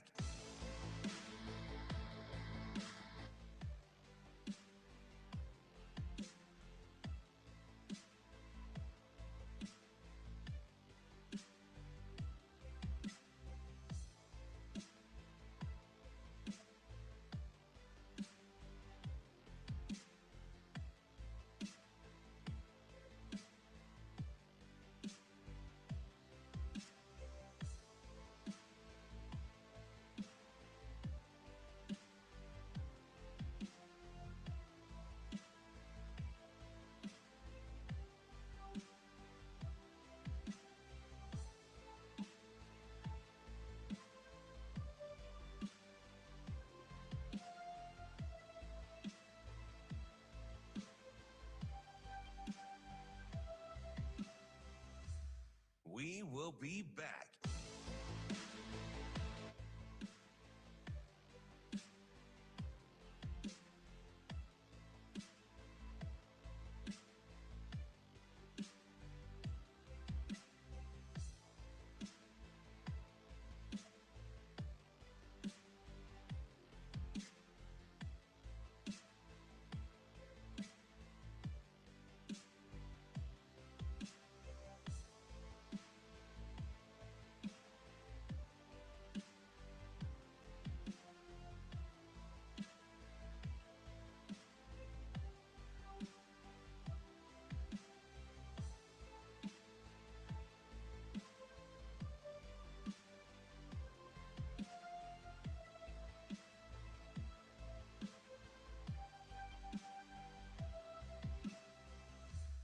We will be back.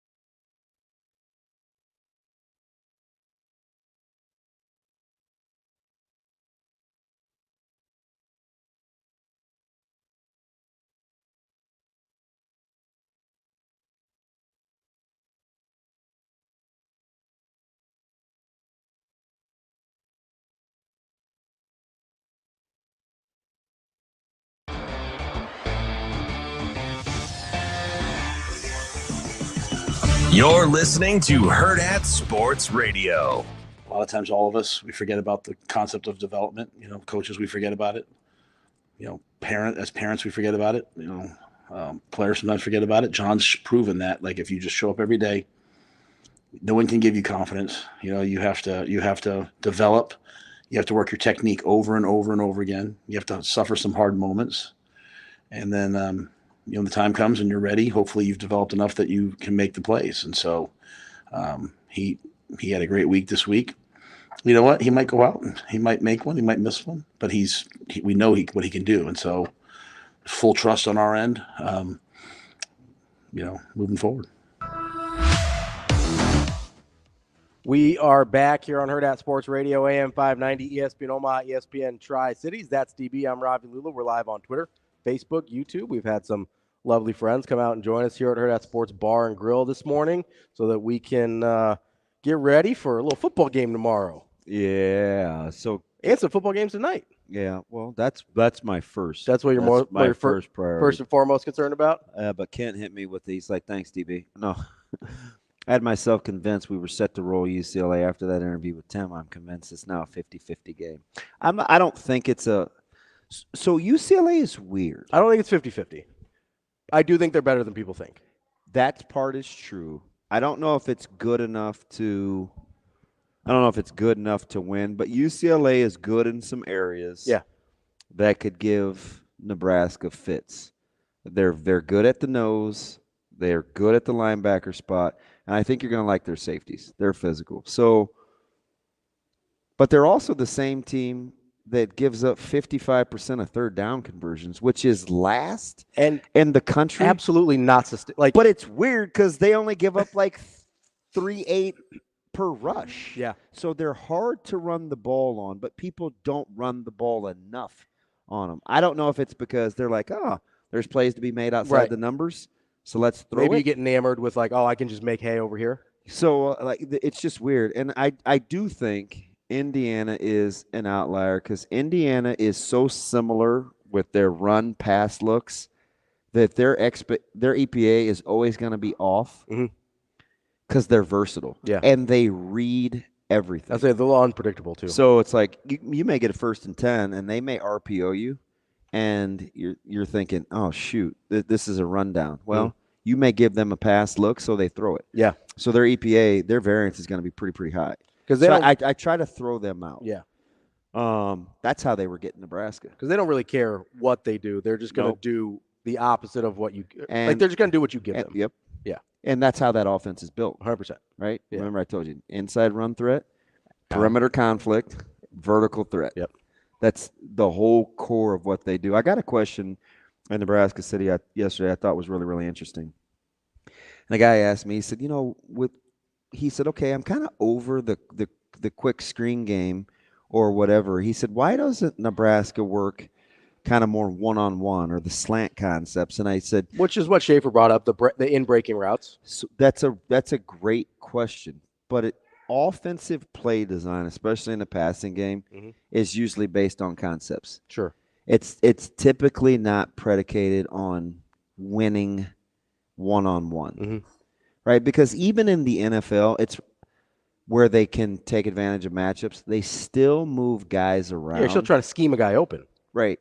Like that's what we saw. And that's the NFL. Nebraska's passing scheme isn't built on winning one-on-ones, which is where a lot of like the quick look-ins, the slant games, they happen because you do have to win. Yeah. And they see a ton of man-to-man. So I think, well, I still don't. It's such a great catch. I guess you give it to him. I still thought he was out. I thought the knee was out. Me too, but it was such a good catch. I might give it to him. But they're going to start to see more man-to-man now because I think they got guys upstairs that see zone versus man and concepts. And well, they see the numbers that Raiola has against zone, and like people just aren't going to give him that anymore. So I think tomorrow is one of those things where you do have to take some chances with your one-on-ones and give your guy a shot. They were doing it early. I am really interested about your kind of assertion that people don't run enough on UCLA because that can really impact, like that can skew numbers. Yeah, 100%. Right. And, if you do have a compromise, probably is not the right word, but if you have a secondary where you think you can win against. You see it in the NFL a ton where teams are so vulnerable on the back end, people don't even bother. Yeah, like what's the point? They don't even bother running the football. Because most of the time, what you're doing is, like we talked about, you're running to set up the pass, right? Yeah. You're running to set up other things. If you just have the other things, why run? Hey, apostrophe, who was the NFL team a couple of years ago that had the fake rushing numbers being good against the run because everybody threw the ball on them? Oh, I know who you're talking about. I don't remember who it was. And they were like number 1 or number 2 again. Yeah, well, that might have been who it was. Yeah. He said the Saints. It's like they were so porous. The Colts were like that with Manning too. Yep. People used to think that because they were playing from behind. Yeah, because Manning would always get out ahead of them, a couple touchdowns early, and then they're just chucking it around, and the entire defense was built to basically stop the pass because nobody ever tried to run. Yeah, an interesting stat for UCLA would be the amount of time they played from behind. Yeah. Because when teams get up on you, a lot of times they're getting that passing game going early. Yeah. So I just know that the yards per carry, when they're under 4 like that in the mid 3s, that's typically a pretty good run defense. Yeah. I just don't know, like, when the bow breaks. Like, is it 25 or less carries and they're pretty stout, and after that you start to get into their depth? Yeah. Because that's how Penn State got them. Yeah. Penn State wore them down. That first half was – which I watched that last night. The first half was messy, wasn't it? Yeah, it was ugly. It was grimy. Yeah. Yeah, it really was. But it eventually – and Singleton was the only one that got going. Yeah. And, but, like, that kind of is encouraging to me because I think, like, we've heard him say it all the time, like, Coach Rule wants to play grimy football. Yeah. So if that's the kind of game it takes to win this, I think he's okay there. That's why I was telling Kent. Like, I just think it's going to be a low-scoring, grimy kind of game.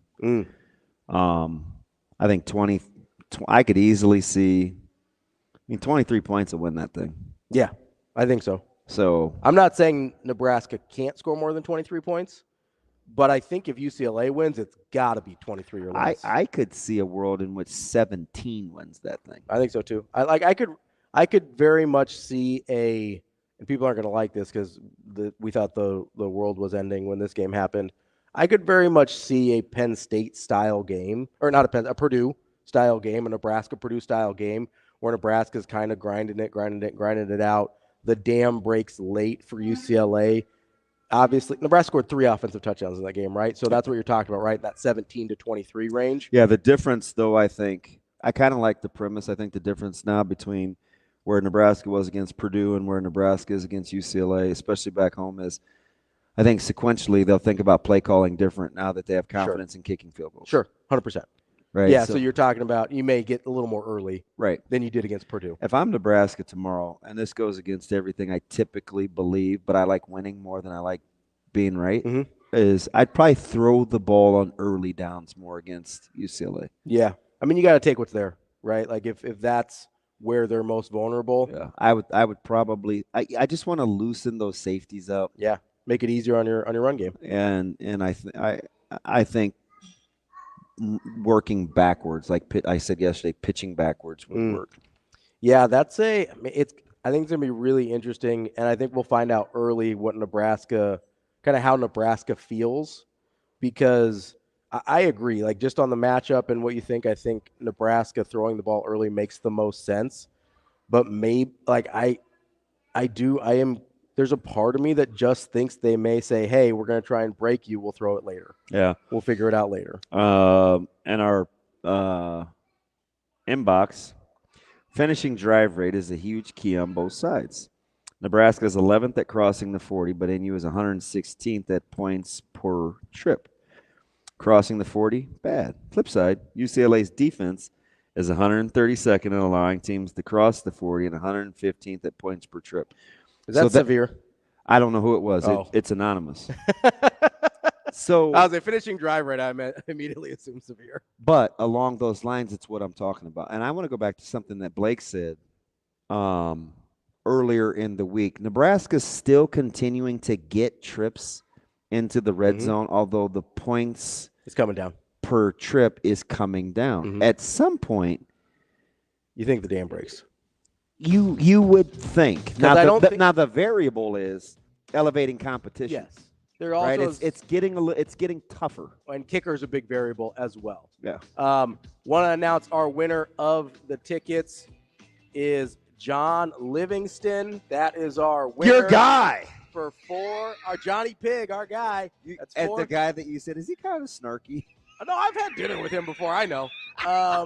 He's got 4 tickets to UCLA, and that's incredible. And a parking pass. That is our guy right there. Congrats, John. If you didn't get the tickets, make sure you go to Tickets for Less and use Hurrdat 10 as your code for a discount on those tickets tomorrow. We'll be back.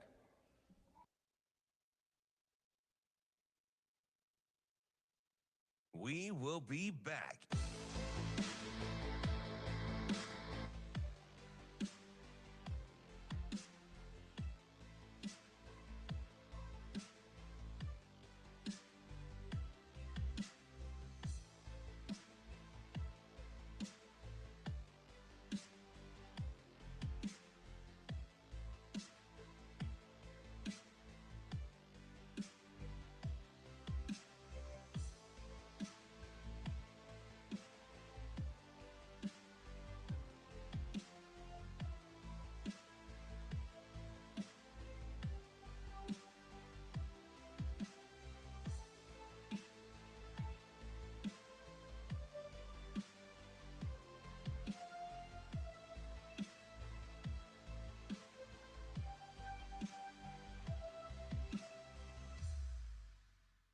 We will be back.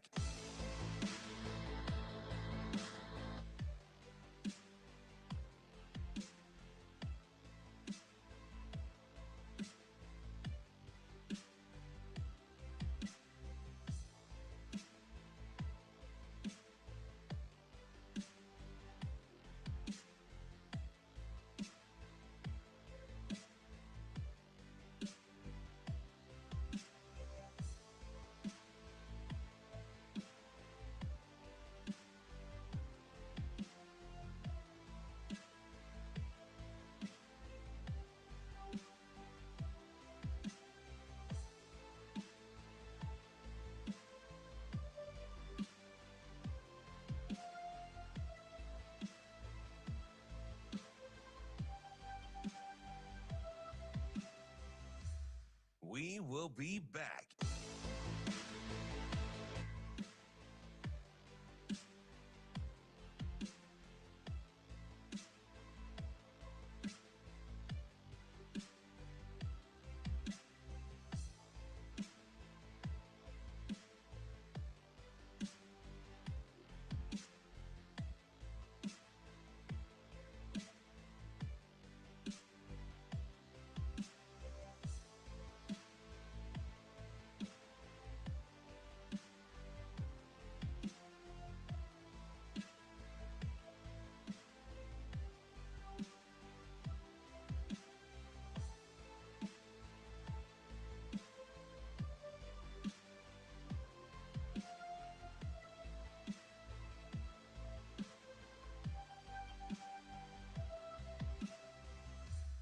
We will be back.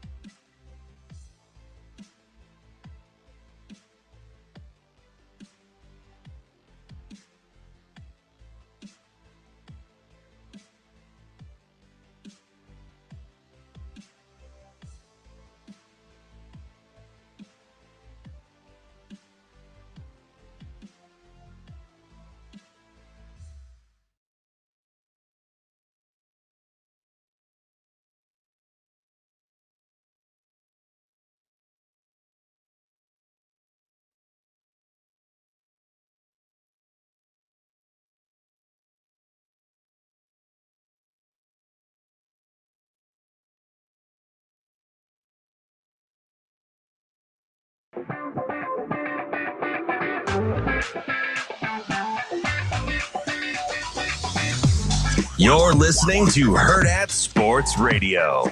Yeah, we took them on the trip. The hope was, I think Donovan played early one game. They've been doing a really good job practicing first on the scout team and then moving over. And we've used some like, Larry, Tarver, Amari Sanders. They used some of their games early, but I think we have a group of guys over there that will come out of this year with a bonus year and but can help us down the stretch. So I think, I'm not saying you will, but you could see some of those guys, play on special teams. I think you probably will see Donovan a little bit this week. It's a long season. We're coming down the stretch here with 4 games left, and we have some guys who can help us with depth and also with, special teams. So, but I'm really happy with that group. I think they've worked really hard, practiced really hard. They have a good veteran group ahead of them to learn from. Guys like Mario Buford have been playing all year, but those other guys, they'll help us hopefully.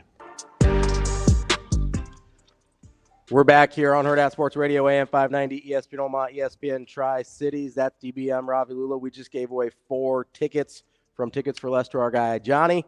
He will be going down to UCLA and have a parking pass as well. I just kind of want to ride with Tickets for Less so I can wear the TFL. Yeah? Yeah, so people think it stands for Tackles for Loss. Then they'll stop asking me about these logos. Yeah, why are you wearing Wisconsin gear? Easy. You know, it's funny.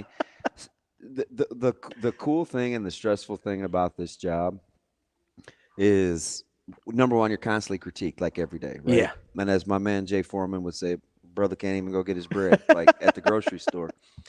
But the other thing that you don't invite is when he's having a press conference and he's speaking directly to your household. Yeah. It's like, which is a new dynamic for you. It's like, do I want to chime in? Do I not? Because I'm telling you, and a lot of those guys are like at our house and stuff. Yeah. So you get their insight, like a Quinn Clark or a Keelan Smith or, Well, Donnie's like Donnie's his roommate, right? They ride together. Yeah. I see Donnie more than as a matter. We were in Columbus, and his dad was the fam had to take. I always say his dad. I got to get his wife is fantastic too. I got to give the couple credit, but they had a tough choice because all of a sudden when they told Donnie he was traveling to Columbus, I was talking to D-Rock and he's like, shoot, man, Darian's going to SDSU. Yeah. And I was like, yeah, that whole parenting dynamic kind of sucks, but you're built. I was like, D-Rock, you're built for this. And he's like, man. Where Darian got a little offer from SDSU as well. I told you, he's incredible. Yeah, a little shout out to our guy there. Again, nobody listens to me, but I tried to warn the Metro that this dude was ready. And he is killing the Metro. But anyway, so it's like, though I know what those guys think. I know how they practice. I know what happens. And so it seems like we have this special teams play discussion like the last 3 weeks. Okay, do we go? Well, I talked to – so it's very, very complicated. But I think at the end of the day, you have to have trust in roster management. And as long as Nebraska is still trending in the right direction to meet goals, they will be very reluctant. They're going to err on the side of caution. Because at the end of the day, this goes back to what you're talking about with high school quarterback development, and I recommend you go back and listen to that. That was one of the better segments when you talk about quick turnarounds in year ones and quarterback developments and not finding quarterbacks through the portal. Yeah. This whole roster management thing is part of that too, because if you want to build for the long haul, at some point you want to be an older team. Yes. And to be get old and stay old. So how do you do that? This is part of it. And if you can do it while you're stacking wins, yes, you put yourself in a good position for the future. So sometimes they have to talk me off the ledge. And you got to be a little patient, right? Yeah. Because when you hear Coach Rule talk about, hey, if you want this thing to be sustainable, if you want this thing to last forever, yes, he's talking about culture, right? But if I had to pick the thing I think he's the second best at after culture building, it's roster management. Yeah. Because he has a definitive plan, and he is willing to sacrifice wins today for wins down the road long term. And it's a cool culture because they have to play with one another. So if you're talking about DJ and Prude and Caleb or whatever, like you have to get along. Well, you should get along. They're now kind of all playing together when they rep in. They cheer for one another. I told D-Rock, I talked to him early in the morning. I said, hey, enjoy the trip to, South Dakota State. And I said, I promised him that I would give Darian a hug. So I went down to the sidelines. It was early. And I missed it the first time, but I knew I'd promised him. I was like, he may ask Darian, like, I don't think he would, but he might. He's like, did DB give you a hug? And if Darian said no, I was going to be like, I'm screwed. You're in He's trouble. like, man, you lied to me. So I'm like 55 stories up. Yeah. I go all the way back down there. I was like, hey, man, I promised your dad I would give you a hug. So if he asks you, you make sure you tell him yes. He dapped me up. He's like, man, I got you. But I say all that to say, like, that's kind of the camaraderie and culture that they're trying to build. If you're right? going to build a roster this way, if you're going to manage a roster this way, you have to get the culture right first. Otherwise, guys just won't have it, right? So and I told you about when you can cheer for other guys when they play your same position. I work with Dante Lloyd, right? Jalen's dad, and it's like to hear the cool stories about like with Jalen and Jacory. It'd be really easy for him to look at Jacory and be like, he's taking my stuff, right? He's here to take my stuff. But the longer you do it together and move it in the same direction, the better chance you have for long-term sustainability. Because then your young guys all of a sudden get old, and then you only have to supplement in the portal and not supplant. Everybody says you got to get the quarterback spot right, and I'm with you. You do, but man, would you? If you had your druthers, always take the high school quarterback unless your quick fix in the portal is surrounded by talent, and i.e. Ohio State. If you're in a place where you're like, hey, we can win a national championship this year, we had a little bit of a gap in quarterback because we had a guy leave early or whatever, right? And then you go, hey, if we get the guy right in the portal, we can win a national championship this year, then that makes sense. But again, that's supplementing through the portal. That's not building through the portal. We saw that. I mean, look how Georgia does their roster management. Georgia doesn't take a ton of transfers. You know who it's going to pan out for? Clemson? No. Well, maybe. That's a good one. Yeah. I mean, we've railed on Dabo, especially me because I don't like him. We've railed on Dabo for it. That's a good one. That might work out. Right down the road in Ames. Oh, yeah. Another one of my guys. It may work out for them, his patience through the quarterback position. His is going to have to be – it's going to be different for them because – it's all relative. They're not going to probably be able to stack the wins while they get guys older, and he's probably going to kind of go through these waves of what the seasons look like. Yeah. But he knows what he's doing 100%. Yeah, and I'll look at their neighbors right down the street. If Iowa ever gets the quarterback spot right through high school, watch out. I don't know if Kirk will still be around for it. I mean, they probably next level that thing. 100%. What's the difference between them and Michigan last year? What's the difference between them and Michigan last year? The play they got a quarterback. Iowa can do almost every single – last year at least. I know they're not as good this year. But the last handful of years, Iowa could do every single thing. Now, they didn't run it quite as well, but if you take Keegan this year, he's running it just as well as anybody at Michigan did last year. I know one thing. You want to fight me over the top 3 in the Heisman? Not top 3. Okay. I'll fight you over top 2. Who's Big Ten Offensive Player of the Year right now? People are gonna give it to Dylan Gabriel. Probably. Yeah. But I know you're gonna say Keegan, and I'm not gonna be mad at you. Caleb. Yeah. Why do I keep doing Keegan? Jiminy's. I think he's the best offensive player in the Big Ten. He's certainly the most important offensive player in the Big Ten. He has the least to work with, even though that offensive line is good. There's no balance in their offense. There never has every been. time he touches the ball, you're like, oh, fudge, that's a pretty sweet run. Yeah. I think he could easily make the case he's the offensive player of the year in the conference. I think if it was an MVP, it's a lot stronger of a case. As opposed to most outstanding? Yeah. Yeah, that's probably true. He's definitely the most he might be the most valuable player, period, either side of the ball in the league. There's going to be some defenders that have a word about it, and I understand that. But in terms of just pure value to his team, what is that team? What are they right? They got 2 losses right now? C. 6-2? Yeah. What does that team look like? How many wins? KJ? 4-4 at best. Yeah. At best. Let me ask you another one. Yeah. Today, you got to take over a program. Would you rather be USC or Michigan? Ooh.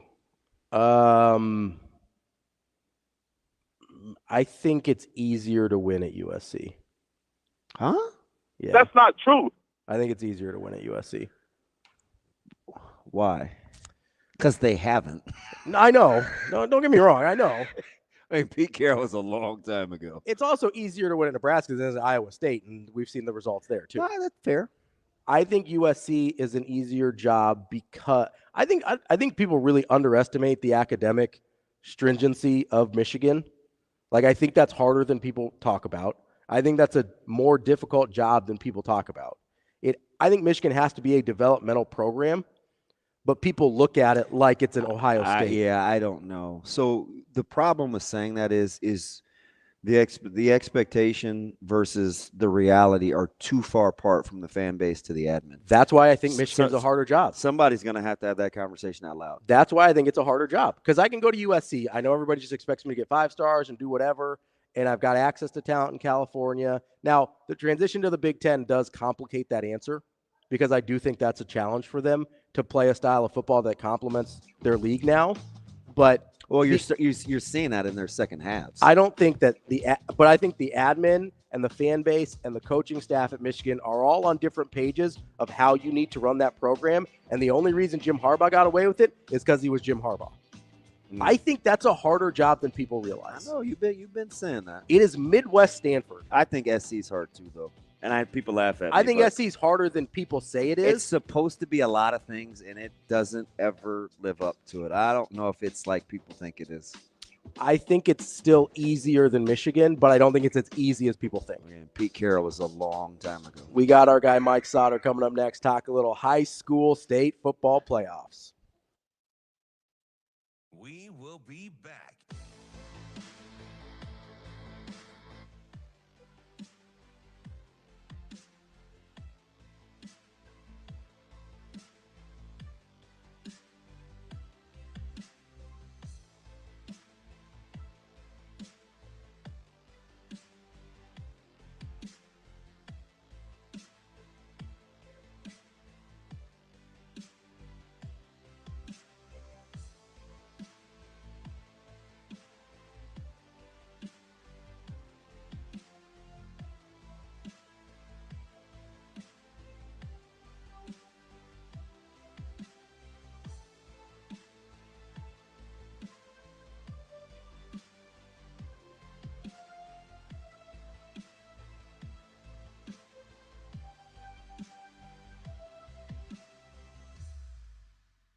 We will be back.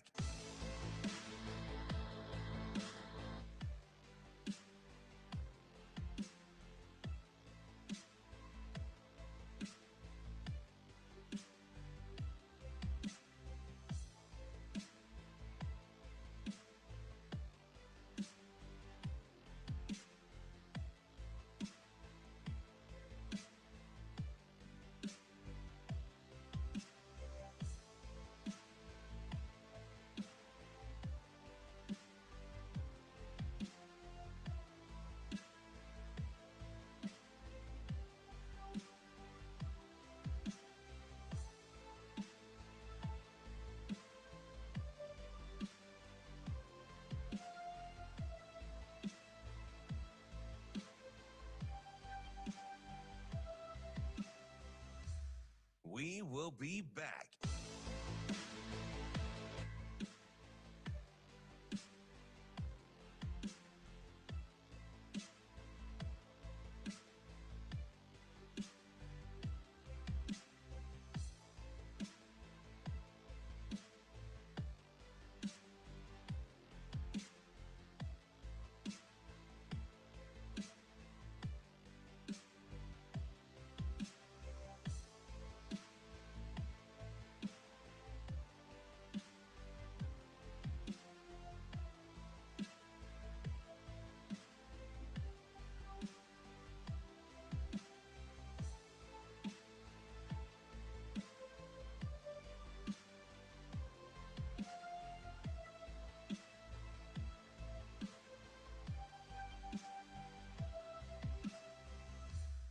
We will be back.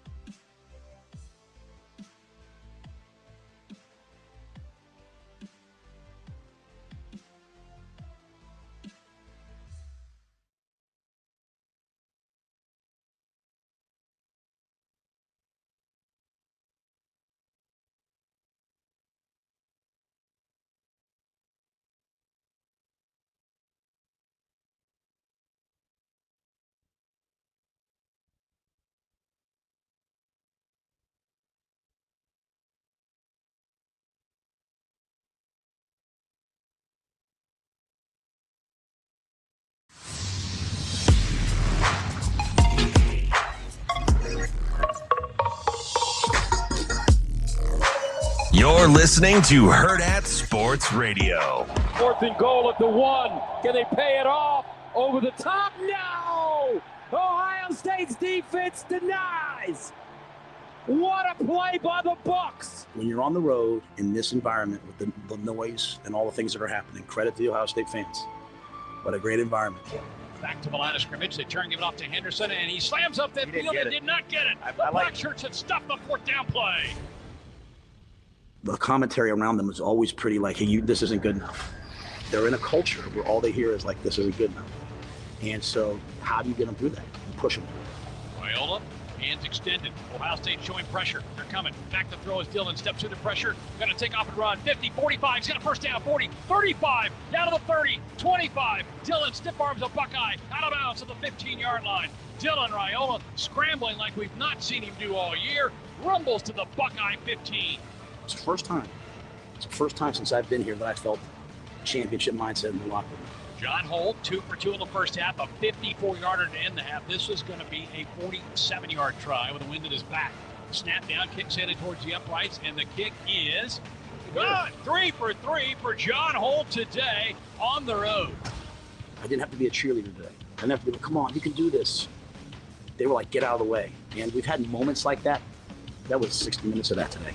Play action, back to throws. Howard steps, throws, passes, intercepted. Malcolm Hartzog with a pick at the 40, 35, weaving his way to the 30, 25, 20, 15, 10, down to the 5-yard line out of bounds. Malcolm Hartzog, fourth pick of the year, and the Huskers have it first and goal. This to me is why the Lord put me on this earth, to work with young people and to have them raise their expectations. And it's why these guys are here. Huskers break the huddle. Under center goes Raiola. Huskers go quick, turn. Give it off to Dante, right side, leans, dives, touchdown, Nebraska. Dante Dowdell puts the Big Red in front, 15-14. Kicking off hour number 3 here on Hurrdat Sports Radio, AM 590, ESPN Omaha, ESPN Tri-Cities, KFOR in Lincoln. That's DB. I'm Ravi Lulla. We are live here on the Pillar Exterior stage. We're joined now by our guy, Mike Sautter, Hurrdat Sports and NAB Preps. What's going on, man? Did you guys see Michael Jordan last night? Relax. You didn't see Michael Jordan? I saw a guy who was out of bounds. He was not out of bounds. Shins in, hands in. Shin equal feet. The whole time I thought he was out, but it was so spectacular. I didn't care. I think it was one of those where they're like, hey, that's a great catch. We're going to give it to him. I mean, it was bang, bang. I just felt like what they called on the field was going to be what it was. I didn't see enough for a reverse, but whatever. I mean, it was incredible. Oh, it was a great effort. It was a great illegal catch. And that might not have even – come on. I mean, so all of a sudden he's apparently rejuvenated. Who? Garrett? Yeah. Yeah, he's been drinking that cayenne pepper. Well, it's because I just want to know. Devontae. Be honest. What was your level of anxiety from the first half? Could it have been any lower? I mean, they were booing. Really bad. Were you like ready to walk away? Uh-huh. Yeah. I could have. I imagine that game was. So, the Texans had a chance to drive and put a dagger in it, and Jets got to stop. Yep. They come down and score, and I'm like, game on. Yeah. Just didn't put it. You had a chance to choke a team with bad morale, and like stomp on them. They actually like each other either. And you turn it over, you give up a sack, and it's just like, they're gonna make this hard. Yeah. And you're gonna let a bad team feel good about themselves, and you're gonna be in trouble. I'll take it. That is one of the worst things you can do is kind of just let a bad team get a little confidence. Yeah. You don't want to do that. We see it. We see it in sports all the time. Yeah. Especially at the high school level. Yeah. And all of a sudden you wake up around, all of a sudden you're in a battle, and it's like we didn't handle our business. That's what we get. I mean, they lost to the freaking Patriots last week. That's about as low as you can get. That's what I mean. It's as low as you can get. And Patriots statistically came out of there with a win, doing some things that you may never see again. Yeah. Yeah. No, you're not wrong. Yeah, they were awful. I know that's a terrible football team. Yeah, sorry, Sasha. No, they're real bad. She's crying over there. They actually suck. Do I know the backstory of why the Pats fan is it a Brady thing? No, they bet. No, I don't know the reason either. It's just a weird affinity. I chalked it up to a Brady thing. Yeah, I mean, I'm a 49ers fan because I was just obsessed with Steve Young when I was a kid. Yeah. Then the whole Steve Young, Jerry Rice thing was I was enamored by it. I know it's the end of that game, and we can get to high school in a minute, but the end of that game coincided with the end of the Nebraska men's basketball exhibition, and I just so happened to be on my phone very intensely watching it as we're waiting for Coach Hoiberg to come in. Mm-hmm. And then, like, when the game got over, when, final whistle, last play, I had to get up and like walk to the hallway, and people were laughing at me and all that stuff because I was so mad. This is interesting because there aren't a lot of parallels between the programs, but there's two in particular. between Nebraska and Creighton. Now that you just mentioned Nebraska does have the ability to play big. Yeah. Right? Oh, they could play real big. They actually have legitimate size, but shooting is still going to be a question mark. And I feel like for once, for as versatile as Creighton can be, and they have a ton of options, shooting may actually be a thing for. Now, this is relative to Creighton, not relative to Nebraska or everybody else. Or everybody else, right? Yeah, I mean, they're definitely going to need, like, Pop Isaacs is going to have to shoot it well. He's going to have to be exactly what he was against Purdue. In the exhibition. Like, every game. Like, he's the X factor for me with their shooting, because if he obviously he doesn't have to go 4 for 5 in every first half or whatever, but if he can shoot it in a high 30s, low 40s percentage, that totally changes who Creighton is offensively, because he's the X factor. And then if you do get Fedor back, then all of a sudden you have plenty of Pop is a career like 36.5 guy, which is it's a pretty good number. Solid. He's gonna and he's gonna get better. He's gonna get better looks than he ever has. So I have a couple of deeper dive questions. So it's like bizarre world. For once, Nebraska actually has a true point guard. 2 of them, and Creighton does not. No. I actually think Pop might end up being their best point guard. But you can he's play so electric and get to the rim. And playmaking. You can stagger. Yeah. They will. Ashworth and I think they'll play Pop. both a lot at the same time. I just think you'll end up seeing Pop with the ball in his hands more than maybe we anticipated with Ashworth coming back. Yeah, you're going to have to end up liking him. I may not end up liking him, but I am going to have to root for him. So yeah, God, you're way better than me, because I still don't root for LeBron. Yeah, I mean, I want Creighton to be good. Obviously, he looked really good against Purdue, Purdue was playing starters. That was a real team that they played out there, and they played that pretty close to a real game in terms of how they played it. And he played really, really well against a team that kind of tried to heat him up a little bit, had bigger physical guards, which is something I was concerned about. This is a weird year because they both could actually be like big teams. Yeah. I mean, you literally could play Miller at the 3 if you wanted. And that's what they've been working on. If Miller is going to get minutes, he's going to have to play at the 3. Yeah. Because I think Jason Green and Isaac Trout are both ahead of him, I think. Yeah. And then Jackson. And McAndrews. And McAndrews is kind of coming. a stud. Yeah. That dude can shoot the lights. Be interesting to see what they do. He's funny. So Jackson McAndrews reminds me of like what Nebraska's dealing with in the secondary.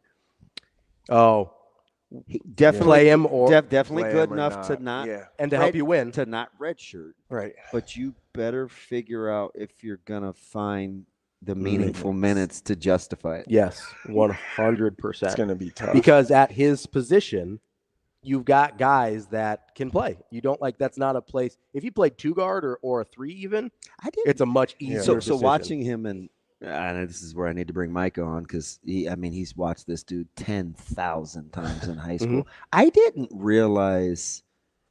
So in high school, he looks like a big guy because he's long. Yeah. At the collegiate level, he looks like a thin guy. Yeah. Because he's long. But he hung in there. He's probably strong girth-wise. Yeah, he's bigger and stronger than I think people think. Yeah. He looks skinny. I don't know. I mean, he's skinny, but he's not like he hung in rail there. thin. He did hang in there. Yeah. That's the thing is with those skinny guys, if they're willing to fight, you'll be okay. But he's not Mason Miller. But this is where you have to be careful as an SC guy. Doing it night in, night out with that frame is different than like shocking me because you're good against Purdue. But I also think because you have to be able to repeat that, especially like especially in the Big East. I don't know if you looked at the Big East. We're good. No, but especially if you're not pretty physical, like especially at the wing spot. If you're McAndrews and you're getting say they find 15 minutes a game for him, that's also different. Why can't he play the 3? I don't think he's quite laterally quick enough as a defender yet. Guarding? Neither's Miller. Well, yeah. That's true. Yeah. Neither's Miller. Well, I think if Fedor comes back, you watch McAndrews shoot. You're like, oh my. No, I know McAndrews is the best shooter on the team. This dude is silky, and I don't think it's close. If they have, so if you're going to compromise yourself defensively on the perimeter, I actually give me the better score. So I think they might, and Fedor end up being. Yeah, if Fedor gets eligible, he's the 3. Yeah, no question. They'll start the 2 guards, and then Fedor will be. I get this as high school, but while I'm on it, if Fedor plays, oh my God, how are you supposed to know when you need a guy if he's going to redshirt or not? Like, what if the decision comes late? I don't know, but if the ceiling for Creighton is Go with Fedor versus without Fedor is huge, enormous. way different. All right, so I want to go back to the All right. 2-point guards. Is Ulis your second? Yeah. Okay. Yeah, I got you. Because you said 2, and I was like, wait a minute. Yeah, and he's solid. Like, because you can't really play through Mia, but no, but he's useful. Right. Yeah, he's useful. There's a difference, especially if you need at least a little rim protection. He can do 3 things good. Well, good. Well, good. Well, he can. He can. Sounds about right. Protect the rim. Yeah. Catch a lob. Yeah. And rebound. That's all I want my bigs to do. You don't need him to do much more than that. But in Fred's offense, the last couple of years with Derek and Rink, they've had the guy that kind of initiated at the top of the key, and he can't who's gonna shoot it? I like that. That's pretty good. Yeah. That's good distinction. distinction. Yeah. You're talking about to ignite who's the gonna offense from up top. Who's going to shoot it would be, well, you have to really rely on Bryce. And then Connor Season and Gavin Griffiths are going to have to be good. Like, going to have to be able to make shots. I'm telling you, Bryce is the new. Who was it? The guy He's so cerebral. That I'm drawing a blank to. That Stephen Bardo used to be like. I wonder if he knows just how good he is. Right. And he said it almost every game. Was it Blanton? Delano Banton. Yeah, it was Banton. Yeah, Blanton. Yeah, I think that's how I used to feel about Isaiah Roby though too. Yeah. No, it was Roby. Yeah, it was Roby. He would say that about. That's how I feel about Bryce. It's too That's bad. how I He's feel just about been Bryce. banged up. Because Bryce is pretty sweet. I think Bryce. He's really good. One of the guys on that team that I'm like, oh man, I really like his game. Yeah. I don't know that mentally he realizes what he is. Kind of like you're saying with Stephen Bardo of like, I don't think he knows how good he is or how good he could be. That dude is pretty silky. He's going to have to be like the alpha this year, and he's not that much vocal like that. Jawan is vocal. Yeah. Those are the two leaders. I mean, as we get all the eye rolls from going elbow deep into hoops. Let's start tonight. We talked to Coach Mackey earlier in our coach's corner. Is that the toughest matchup to predict tonight? Yeah, or is there the 8-9 game? Yeah, with Papio and it should be Central. like that, right? Yeah, I mean that's how it's supposed to be set up, right? Yeah, it's the toughest one because Papio lost, their lineman / punter and all that due to a freak lawnmower accident. I was shocked at their special teams. And Papio, it was ultimately, I mean, we're fine. Like we're gonna be okay. But I felt like their inability to just simply punt the ball changed the trajectory of that game. well, that's what losing him, and they lost him right before that game. Like that was like that week. Yeah. So I think they maybe have figured. You'd think by now you'd figure some stuff out. That's the game. That's the tightest game. I won't be there tonight, but that's the closest game. I don't know about. Like, you think Millard West Kearney? Is that what you're thinking? Ooh, that's an interesting one. It's very interesting. I think I wish I could cap Kearney better. Me too. Yeah, I haven't seen. Because I think they're good defensively, but I look at some of the offenses they've seen, and I'm like, I don't know. I know this. And high school's hard enough because kids are moody. So it's hard to know what you're getting week in, week out. No, I'm dead serious. Oh, I know. It's hard. Both of those teams are really well coached too. So, like Millard West is really well coached. Kearney's really well coached. That will be interesting. Can Millard West run the ball effectively enough? They ran it well last week against Westview, but can that go on the road and work for them? Is East good enough on the back end to keep the big playability from Cannon or Jones down? I don't know. Because that one's an interesting one for me. Because I think East could present some problems for North defensively. Yeah, but up front, it's just a win. Yeah, even without TNT. Mm-hmm. Yeah. I gotta ask. If they can get the snaps, that's the thing. What about Southeast? So that's what I was gonna ask. Yeah, that's a tough one. Kinda. So when you say, hard. I'm not knocking the 8-9, but the next toughest probably is the 7-10, right? According to how you really do seedings. And has Millard North figured it out without Mooberry now that you have so many we've had weeks without him, but he's so special on both sides. Honestly, I think you probably, if you're Southeast, you just try and shorten the game, just hand the ball off, give it to Cash and let him roll and shorten the game a little bit. Because Millard North's offense, even without Mooberry, who was having a great year on both sides of the ball, probably more. They're still very explosive. You know what I need to research, and he's probably more important defensively. Yeah, because I'm sure it's happened. I know it's happened, but it's not easy to be a 100 tackle, 1,000-yard rusher. Yeah, no. And Budenbach is right there, right? Like it's like I'm trying to think. In Lincoln. I mean that's not. Seacrest isn't like this massive home field advantage. Either, no, but a lot of Metro teams aren't used to traveling at all. They're just not used to traveling. Right. Not that far. No, and I know that Miller North was out at Columbus last week, so maybe that helps them a little bit, but that's a different deal. Do you have one off the top of your head, 1,000 rusher, 100 tackle guy? I know they're there. In 11 man? Or in Class A? Yeah. There's not a lot. Yeah. I don't know. Probably been a long time. This is obviously it's a Miller North thing. Did Paul Homer do it? I could see it. Yeah. Because he was that kind of guy. He would be a prime candidate. Sean Fisher. He'd be a prime candidate. Yeah. Sean Fisher. Yeah. Probably. Any of those that stretch of that like fullback, the fullback, linebacker guys would be prime candidates. Yeah. Right. Yeah. But that's pretty good at this day and age where guys we specialize way more. Frown their face up at being good two-way players. Yeah. It doesn't happen very often. Man, that's tricky. Any other good ones in Class A that you are keeping your eye on? I mean, maybe North Star Bell West. How healthy is Will Anderson's shoulder? I'm surprised you haven't said this one. What Prep? Yep. Yeah, Prep Elkhorn South. That's not interesting to you? It is. I'll be there because it starts at 8. Forward pass is going to be like majorly optional. And Prep might play some young guys.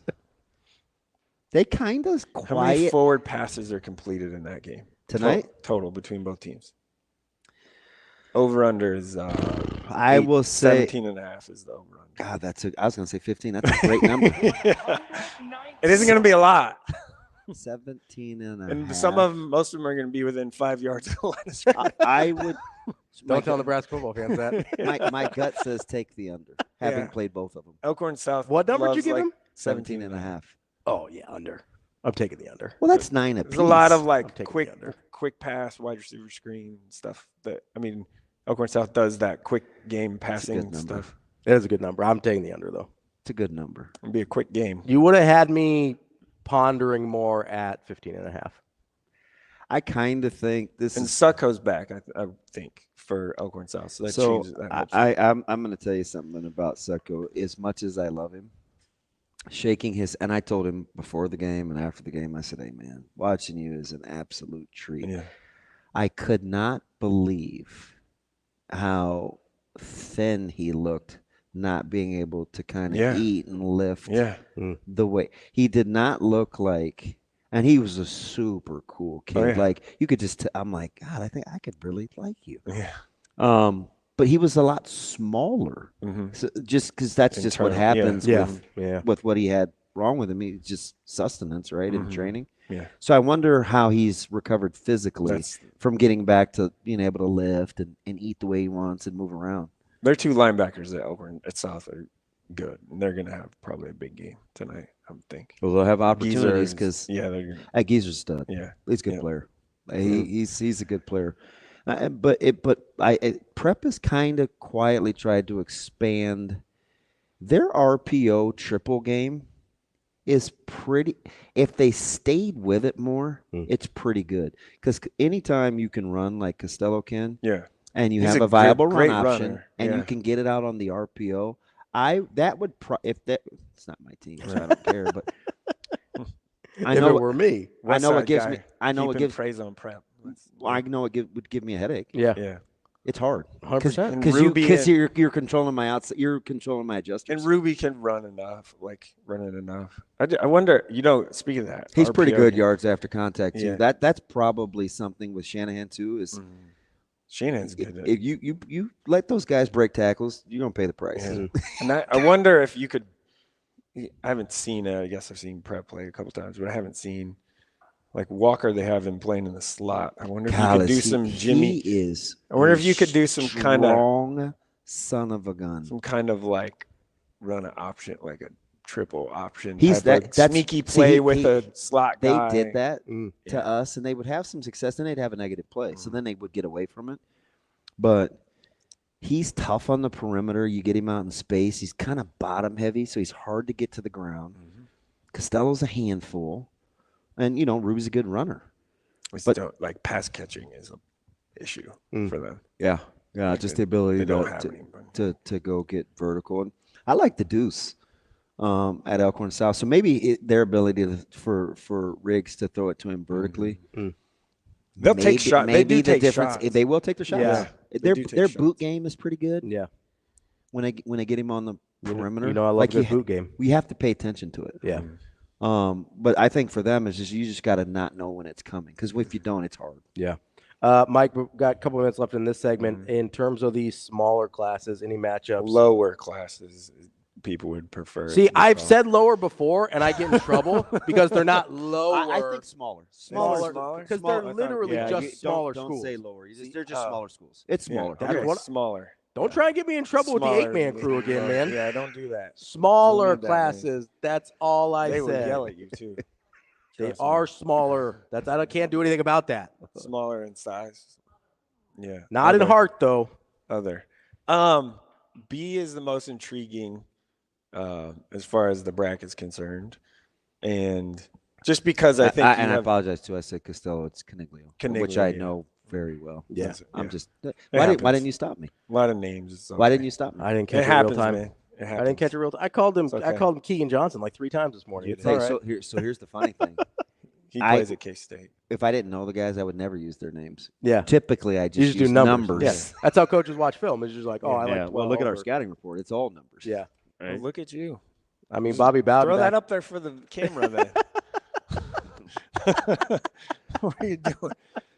There's so much familiarity between these two staffs. Not sure it would matter.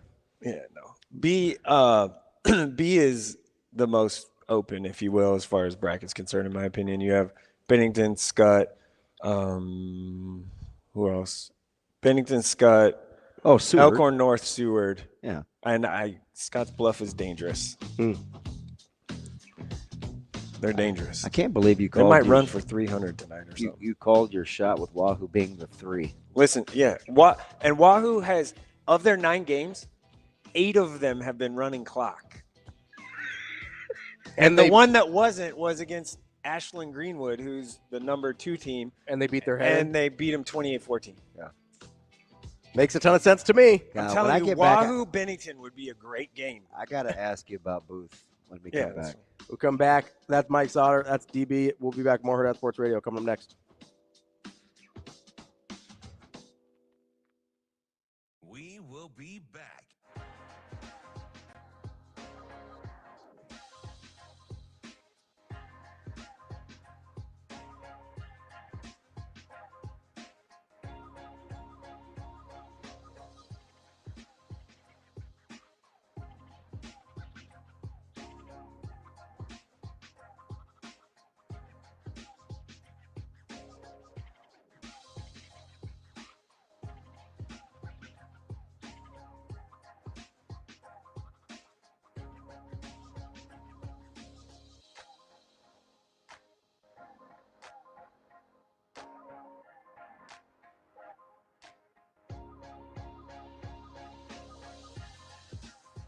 We will be back.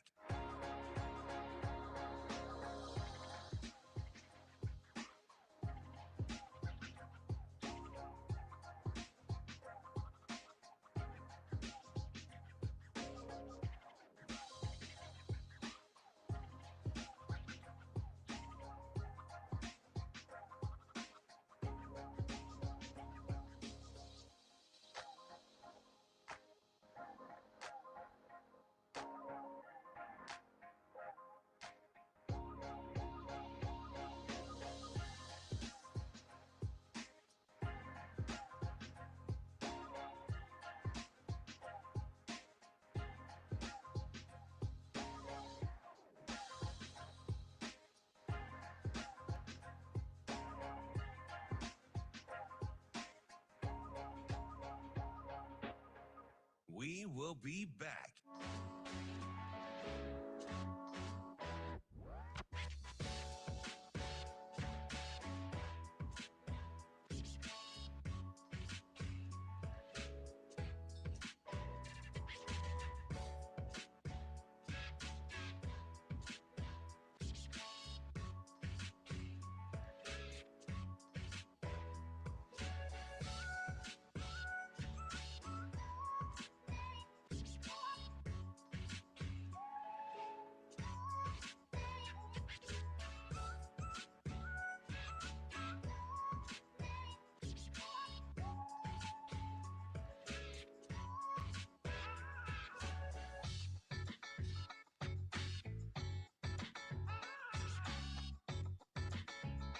We will be back.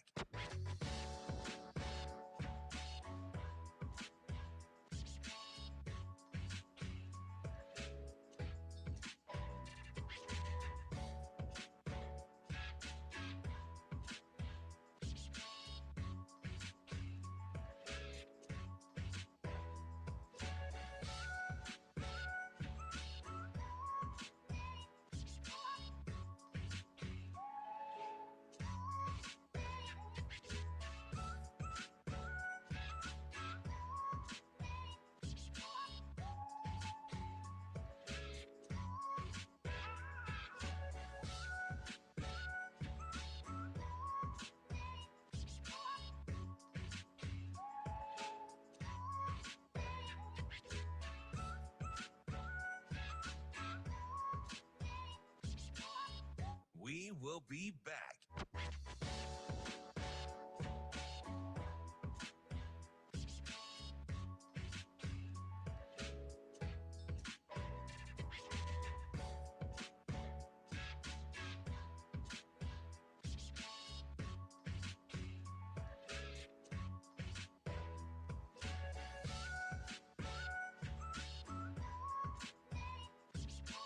We will be back.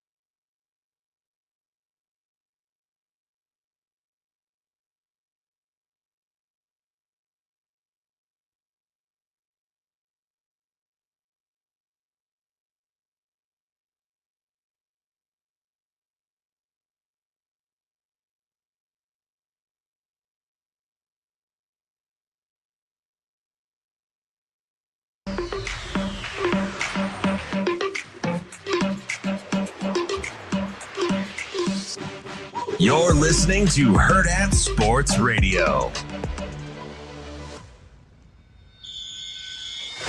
We're back here on Hurrdat Sports Radio, AM 590, ESPN Omaha, ESPN Tri-Cities, KFOR in Lincoln. Make sure you get out to UnionOmaha.com to get tickets for this Sunday's playoff matchup. Union Omaha at Werner Park, 2:30 p.m.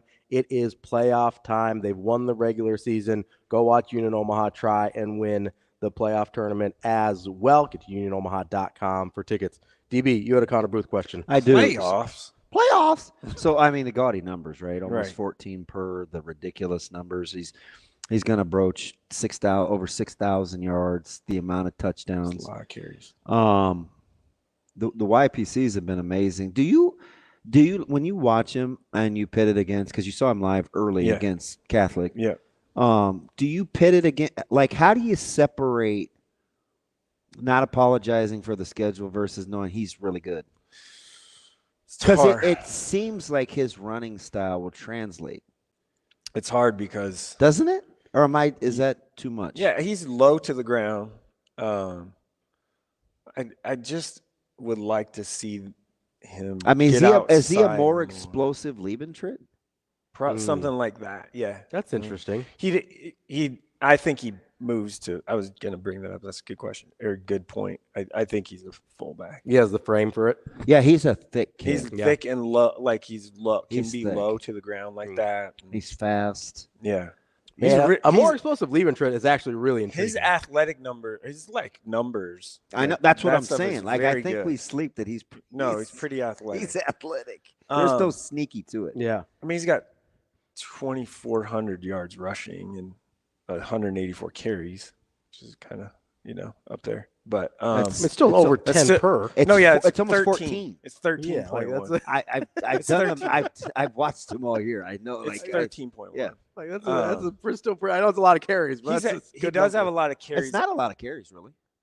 184 in it's his like career. 20 a game. Listen, we gave the ball to Calvin Strong one year. No, I know. Almost 400 times. He's got 463 carries in his career. Yeah, so that's not crazy. Calvin's had 300. He's averaging 12 yards a carry in his high school career. Yeah, he had that many as a senior. Well, yeah, I mean, he rushed for 70-some hundred yards. That's pretty good. You just don't. He was he's averaging 12. I mean, you just don't fall down occasionally, right? Like it doesn't happen. It doesn't happen with Never him. trip. Yeah, he's so low to the ground. I mean, and they run him now. They run him between the A gaps, like a lot. I mean, it's a lot of inside run stuff, and it's just. It is kind of incredible though, like to have that yards per carry when that's how they're using it. It's in the pistol or shotgun, and it's a handoff, and he's just coming right at you. I don't know. You got me kind of salivating over more explosive Liebentritt. Like that could be. That's fair. Useful. That's fair. I think that's true. I think that could be useful in the way Nebraska kind of wants to play. Like that could be fun. I'm always looking for another inside viable run threat. I just want Kyle Juszczyk. Oh, that would be interesting, especially pro style. Like if you're able to use him, he can catch like the ball. If you can use him like Juszczyk, like that's fun. I just asked. The more like an H back, like a true H back. Yeah, absolutely. Like a little Chris Cooley style back in the day for Washington. My man's got 99 total touchdowns. It's pretty good. Let's get that one more. Let's get No, he's gonna get about. Jacob gave some stats on NAB preps the other day, like career wise. I just was like, you're approaching. Those don't even sound right. Calvin Strong territory. Yeah, he's close. He has a very legit shot to break the 11-man rushing touchdown record too, which is held by. Could happen tonight. Isn't it Ducker? No, Ducker has total touchdowns, and Calvin has the rushing. Yeah. So Ducker has what 100. We sleep on him too. Ducker. He was incredible because he broke Bradley's record, right? Yeah, he had a nice couple years at Northern Illinois too. He had a touchdown the other night. It gives me the willies to think about. Jay Ducker. He had a touchdown for Sam Houston the other night. He was so savvy as a runner. You could fit it correctly. It didn't matter, and he still could get you. Yeah, he keep you up because he was smart. Yeah, like he was a high football IQ. He knew blocking. He knew how plays were supposed to hit. I'm gonna look up the record thing while you're. Yep. We I'll come back to it. Had some good stuff there on high school, but I think the college slate's better than you thought it was this weekend. I don't. Listen, I know there's some helmet games. There's no night game. What's that? There's no night games. Well, that's all right. We got I think some quality games here because there's some stinky numbers that I'm not totally sure on. So we're going to talk about and bet on it here. Brought to you by Warhorse Sportsbook. No bets, no glory. Make sure you get to warhorsecasino.com for all the house rules and all the upcoming promotions they've got going on. Here's a number that I find very stinky, DB. Okay. Indiana -8 over Michigan State. I think Michigan State could easily win that game. It would not surprise me. I'm not going to call my shot an upset, but Indiana doesn't cover. But if you're looking at that, if you're looking at those two teams, listen. I told our buddy yesterday. Yeah. Michigan State will win that game. That's a stinky number. Yeah. Like that is one where that caught my attention because if you're just looking at resumes, you're thinking that's a 2-touchdown spread minimum, right? Yeah, they've beaten everybody by 2 touchdowns. That is a stinky number because Michigan State's not special. Yeah. It's at Michigan State though. That's one where I look at that and I go, okay, Vegas thinks Michigan State can win that game. 100% they do. Points may be a gift in that one. That one is super stinky. Another one I think is super stinky. Texas A&M -2.5 against South Carolina. Like South Carolina. I think that's a very similar dynamic of Indiana and Michigan State. That game could potentially be like pinball. Yeah. Points aplenty. Because you're talking about another potential playoff What's team. the total in that game? Yeah. You're looking at another potential playoff team on the road. It's got to be 58 minimum. Against a team that, no, that's a low total. What is it? What is it? 43 and a half. I'll take the over. Way over. I take the over. 43 and a half. Don't even blink. That's a very similar dynamic in my mind, though, to that Indiana-Michigan State game in the sense of you've got a potential playoff team on the road against a middling conference opponent. Like, those are two stinky, stinky numbers. Now, it is up to -3 now. 2.5 was last night. It is up to -3 now for Texas A&M. Still a stinky line. Yeah, 30-27 maybe. That game's going over. You like the over there for sure. You like South Carolina on that one, though? Yep. South Carolina and the over for DB. But you haven't given me a good game yet. I think those are interesting games. Yeah. Interesting and good is not the same thing. They thing. don't even remotely mean the same thing. That's fine. I mean, the best game on the slate's going to be Ohio State, Penn State in terms of a matchup. That's a -3.5 for Ohio State there. Do we actually find out who Penn State is yet? Yeah, you will. Yeah? Yeah, you will. Who do you think they are? Penn State? Yeah. Yeah, I like Ohio State in that. Okay. I do. You think Penn State's a little fraudulent for where they're ranked? I think if they have to make a big play and defenses are playing well, Ohio State is more dynamic. Much more equipped to be able to do that. Yep. That's fair. And somebody's going to have to make a big play, right? You're missing one that isn't very sexy that I think is kind of would not surprise me at all in the Big Ten. Wisconsin, Iowa? Nope. Oh. In the Big Ten? Yep. That is, let's see here. I looked at Wisconsin, Iowa. We'll get to that one in a sec. There's an ACC one that I think is more interesting, but I'm looking Big Ten here. Let me bring it up. All right. It's right in your backyard. Minnesota, Illinois? Correct. Yeah. 11 a.m. Minnesota is a favorite. Oh, I actually do have that one on the list. You talk about a bad line. Yeah, Minnesota +3 at Illinois. Yeah. That is just a key number. Yes. Against the team that's perceived to be better. I mean, they're top 25, and they're at home. Yeah, that is a filthy, stinky number. That line is horrible. Yeah, reeks to high heavens. Horrible. How interested are you in? Do you like Minnesota there then? I do. Yeah, I do. I do. You've kind of been on Minnesota a little bit though. They're because they're better than I thought, so I had to eat it. They are better than I thought too, and I don't. This is a great coaching job. I can't really figure out why. It's a great coaching job. I thought there. Minnesota would be in trouble. I didn't think they could get to 5. They're already at 5. Yeah, I put them at 5. That is a really a lot of credit due to Fleck, no matter how you feel about him on that one, because this is kind of a culture year. It feels like for Minnesota. Do you know why I like Ohio State? Why's that? They shouldn't be favored. The fact that they are. They're basing this on history. Yeah. Just Franklin wets the bed in these. All right, let's get to real quick Wisconsin, Iowa. Wisconsin +3 at Iowa. Total's 40.5. Holy cow. It's Nebraska too. That's crazy. I like I'll take Iowa. You're taking Iowa? I don't know. I don't love them to cover. I don't feel great about it either way. Last one, Nebraska -6.5. I like Nebraska. I do too. Yeah. Yep. We like Nebraska here. The game's going to be 24-13. 24-13, calling your shot? Yep, be ugly, but I like Nebraska. That is Bet On It, brought to you by Warhorse Sportsbook. Make sure you get to warhorsecasino.com for all their details and promotions coming up. Coming up on the show, Matt Vrzal to wrap up the week. That's DBM, Ravi, Lulla, Mike Sautter here with us as well. It's Hurrdat Sports Radio.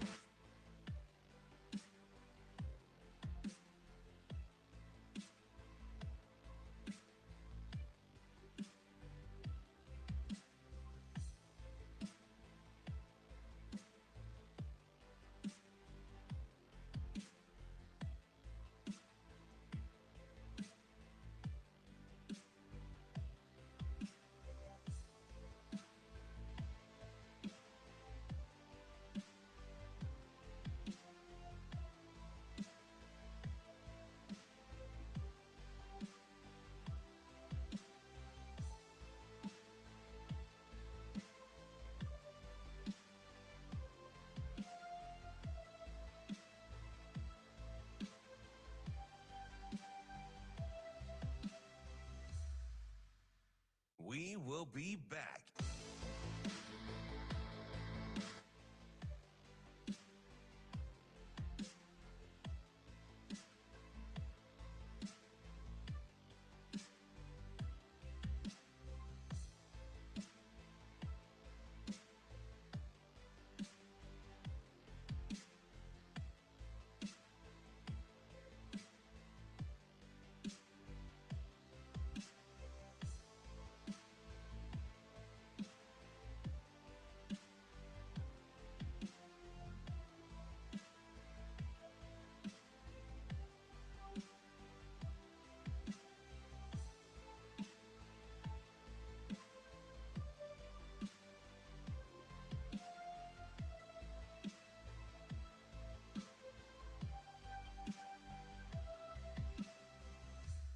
We will be back.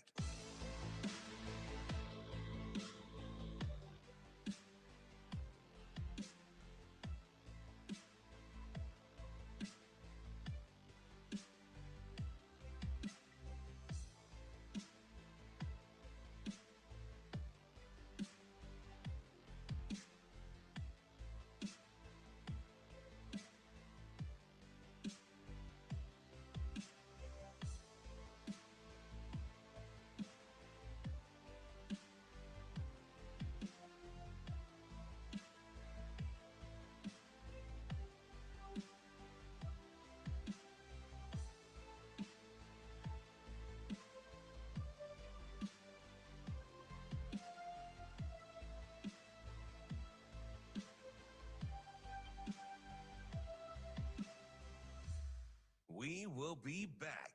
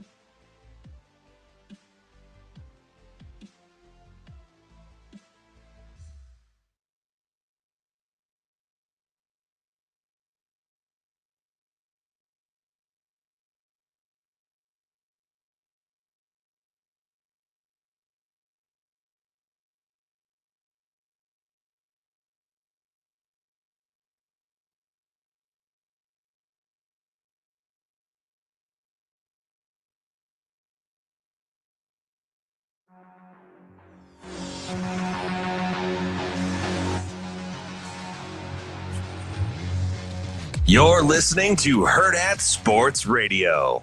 Now let's find out what Matt Vrzal is better at, telling stories or making pizza. Matt. Matt's an exceptional young man. Matt Vrzal. Happy birthday, Matt. You know, Matt, he's a tremendous athlete. Matt Vrzal. Come on, Matt, I'm with you. You know, like Matt Vrzal, you're one of the sexiest people in the world, but you're not one of the most beautiful. How did that happen? Here is Matt Vrzal. All right, Matt, thank you very much. Wrapping up the show today here on Hurrdat Sports Radio, AM 590, ESPN Omaha, ESPN Tri-Cities, KFOR in Lincoln. That's DB. I'm Ravi, Lulla. Mike Sautter here with me. Joining us now is Matthew Vrzal from Pison's Pizzeria, former Husker. Verz, how are you this morning? Good, boys. How you doing? Good, Matty. Good. Can I get a quick question out of the way? And I know you're not going to take this opportunity to brag or whatever, but you have a nephew that's over there playing at Southeast, and I brought up the 1,100. We're trying to find the next person that was done that. We're coming up with a lot of Miller North options with like the Paul Homers and the Sean Fishers in that category. Oh yeah. How close? He's got both marks, right? I guess I'm unsure on the tackles. If come to find out, there was an opportunity to play their 9th game, but they didn't play that game for some reason. So he's close. I mean, he should. They play tonight. He should get them both tonight. So yeah, that'll be cool for Cash. He's a great kid. He plays hard and he gets after it. So super proud of him and good luck to him tonight as they start the playoffs. Yeah, that's one of the two or three tougher games, we have a hard time. And that's how a 7-10 should be, right? Like it's kind of it's that one and the 8-9. Oh yeah, it should be. That's the way. Yeah, that's the way you want it to be. Yeah, because you're already kind of having to get ready for Class A championships, right? Are you already kind of rolling your sleeves up? Yeah, been doing some studying and research and trying to figure out with the help of Mike Sautter how far out west I may have to travel. So it might be a Sandhill, Stedford, baby. You're going. Might be an overnight. Might be an overnight trip this year. Have to hit that out there on leave Sunday night and come back on Tuesday. So we'll see what happens. Verz, as you get your prep in for calling the state championships, like who has anybody stuck out to you that you're like, oh man, I really like them? You know, I try to. The big thing for me right now at this point, I'm just finding all the rosters and trying to memorize all the names as best I can. Yeah. And then those coaches that don't fill those out, I've got a number one finger that I'm giving to you. That's not very helpful.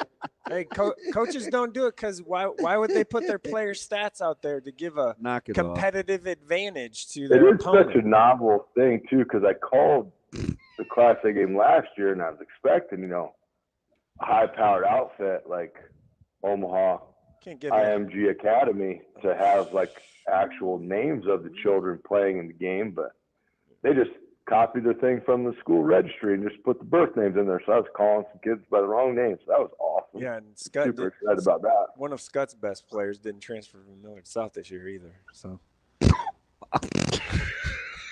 just saying. What? Scott has a kid that transferred from Millard South that's playing. IMG Academy. Just saying. It happens everywhere. The whole bowl. I don't coach at Scott. I don't coach at Scott, so I don't know what your insinuation is. I'm not. The whole Bo Robert Ryan thing was a mishap. That makes you feel better, Mikey. You do you. All right, Maddie. Okay. I didn't say it. I'm just. Hey, Mikey, all that free stuff that you get when you come in just went out the door. So enjoy that. Because you want to play around, big dog. We'll play around. Shane is so traumatized. He just put his head down. He's like, I'm not in this. There's a lot of testosterone being flung back and forth right now. He's like, ooh, he backed away, put his head down. So I have some slow learners over there. I have some questions, Matt, with how let her rip. What? Said let her rip. So, like, you saw kind of Nebraska formation, Ohio State a little bit, in the 3x1 and kind of running the ball and spreading Ohio State out. You think that was more a product of how Ohio State liked to defend the run game with guys in the box, or something you think Nebraska will start to do to be more efficient in the run game? Because we saw them inside the 10, they got more condensed, right? A little more tight end, big stuff, and it wasn't as effective. But they also have less space too. Yeah, I think that's your end game or your end goal of your film prep and your study and watching your opponents play. Like when you can find something, like nothing is ever going to be square, and that you're going to find a formation that you like to get into, and they're betting, hey, we are going to be vulnerable here, but our guy's going to win. And so then when you're Nebraska and you can win that battle, then it's successful, and you should just keep sticking to that. So I mean, it's part of anybody's prep in any kind of game, scenario where you want to do that thing. I like the 3x1 for them if they really do want to continue to run wide receiver screen. Then instead of straight up blocking it, just send angles out. I think you give your receivers who struggle straight ahead one-on-one blocking a better angle to pick guys off, and then your receiver has some momentum built up to make a move on the one guy that you're going to be short to block. Verz, we've talked a lot about UCLA and their kind of pass defense today and the rest of the week, where it seems like teams have sort of forgone trying to really impose their will running the ball, because there is some plays to be made against the passing game. I know I'm guessing you're not a huge fan of using the pass to set up the run. But when there's an opportunity there in kind of a weakened secondary, like, is that something you can get on board with? And I've let it happen, but it's a misconception that people my second year in coaching, we were 5 wide, and I have no problem throwing it. I like winning. So whatever leads to winning, then you do that. So if it has to be throwing it to loosen things up, then you throw it. If it has to be running it, then you run it. But you do what you have to do to win. And that's whatever that looks like, whatever anybody draws up, that's what I'm for. Hey, how have you kind of assessed center guard play for Nebraska? Because it's strange that the left tackle spot in Gatula and where Mazuka is gets a lot of the talk. But how have you kind of gauged center guard for Nebraska this year? It was good early, and then now it's kind of falling off to meh. I think one of the key matchups tomorrow, Matty, is Ben Scott against the guy who's really good at playing that one tech. He is a big, strong dude tomorrow. Is that the Samoan? Yeah. So that's I'm very pro Samoan. The more Samoan you get, so the better life will go. I don't know if it's I don't know the correct, but yeah, I think he's wearing 93. Yeah, he's an oos. Oh boy. Yeah. Right? He's pretty impressive, isn't he? Yeah, he is. I would, again, the game of angles, right? So I would put Mazuka back at guard, and I would pin him. If he wants to shade to that side, I would just angularly pin him, and I would pull either backside guard, or you can even pull the center. I don't know if Scott's athletic skill set matches that, but yeah, I wonder if we'll see him play a little more head up nose too to maybe offset that. That's kind of the little game within the game I know you'd appreciate. Yeah, the less you're leaving that 1v1 in this game, I think the better it will go for you. But yeah, if you have to, I'm an old school. I don't know what your people's fancy terminology for it. It's just inside zone. It's 2 quick steps, and we're going to go 2 versus 1. We're going to take that guy back to the linebacker, and then whichever side the linebacker falls on, that guy's going to jump off and take him, and away you go. So if you are having problems with it early, I know T.O. would probably run wham, where he would just motion the wing back in. None of the linemen would block him. You just let the wing back sucker him from the side. Yeah, it's just awesome play. Cluster has ruined many lives running that play. And you know what's funny about now you're biased. Okay, I meant to say Vrzal. I'm sorry, I said Johnson. I made a mistake. I meant to say Vrzal. I already know where you're going. Sold out one of your boys from the class of '92. No, not at all. Because I remember in Washington State, he sprung me on that play. Vrzal did so.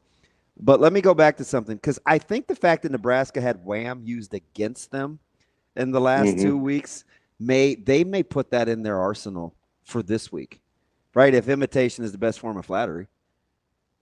Yeah. Something else I'd like to see him use is if you're going to throw, I would even take it a step further. I would throw Huntmacher and Robinson in the offensive backfield, flanks off to the side, and then I would listen to me now. Just listen to me. Just listen. I would ball fake that thing, and I would walk into the end zone by myself as the quarterback. Oh, yeah. I get what you don't think you're going to do it. Yeah. Nebraska hasn't gone back to boot. Little naked boot? Since Dylan got pulled down for like a 3-yard loss. I think it was UNI. Could you do that with Harburg, though? If you're ever going to threaten to throw it. The boot. You want to give it away. I was talking about the run game part.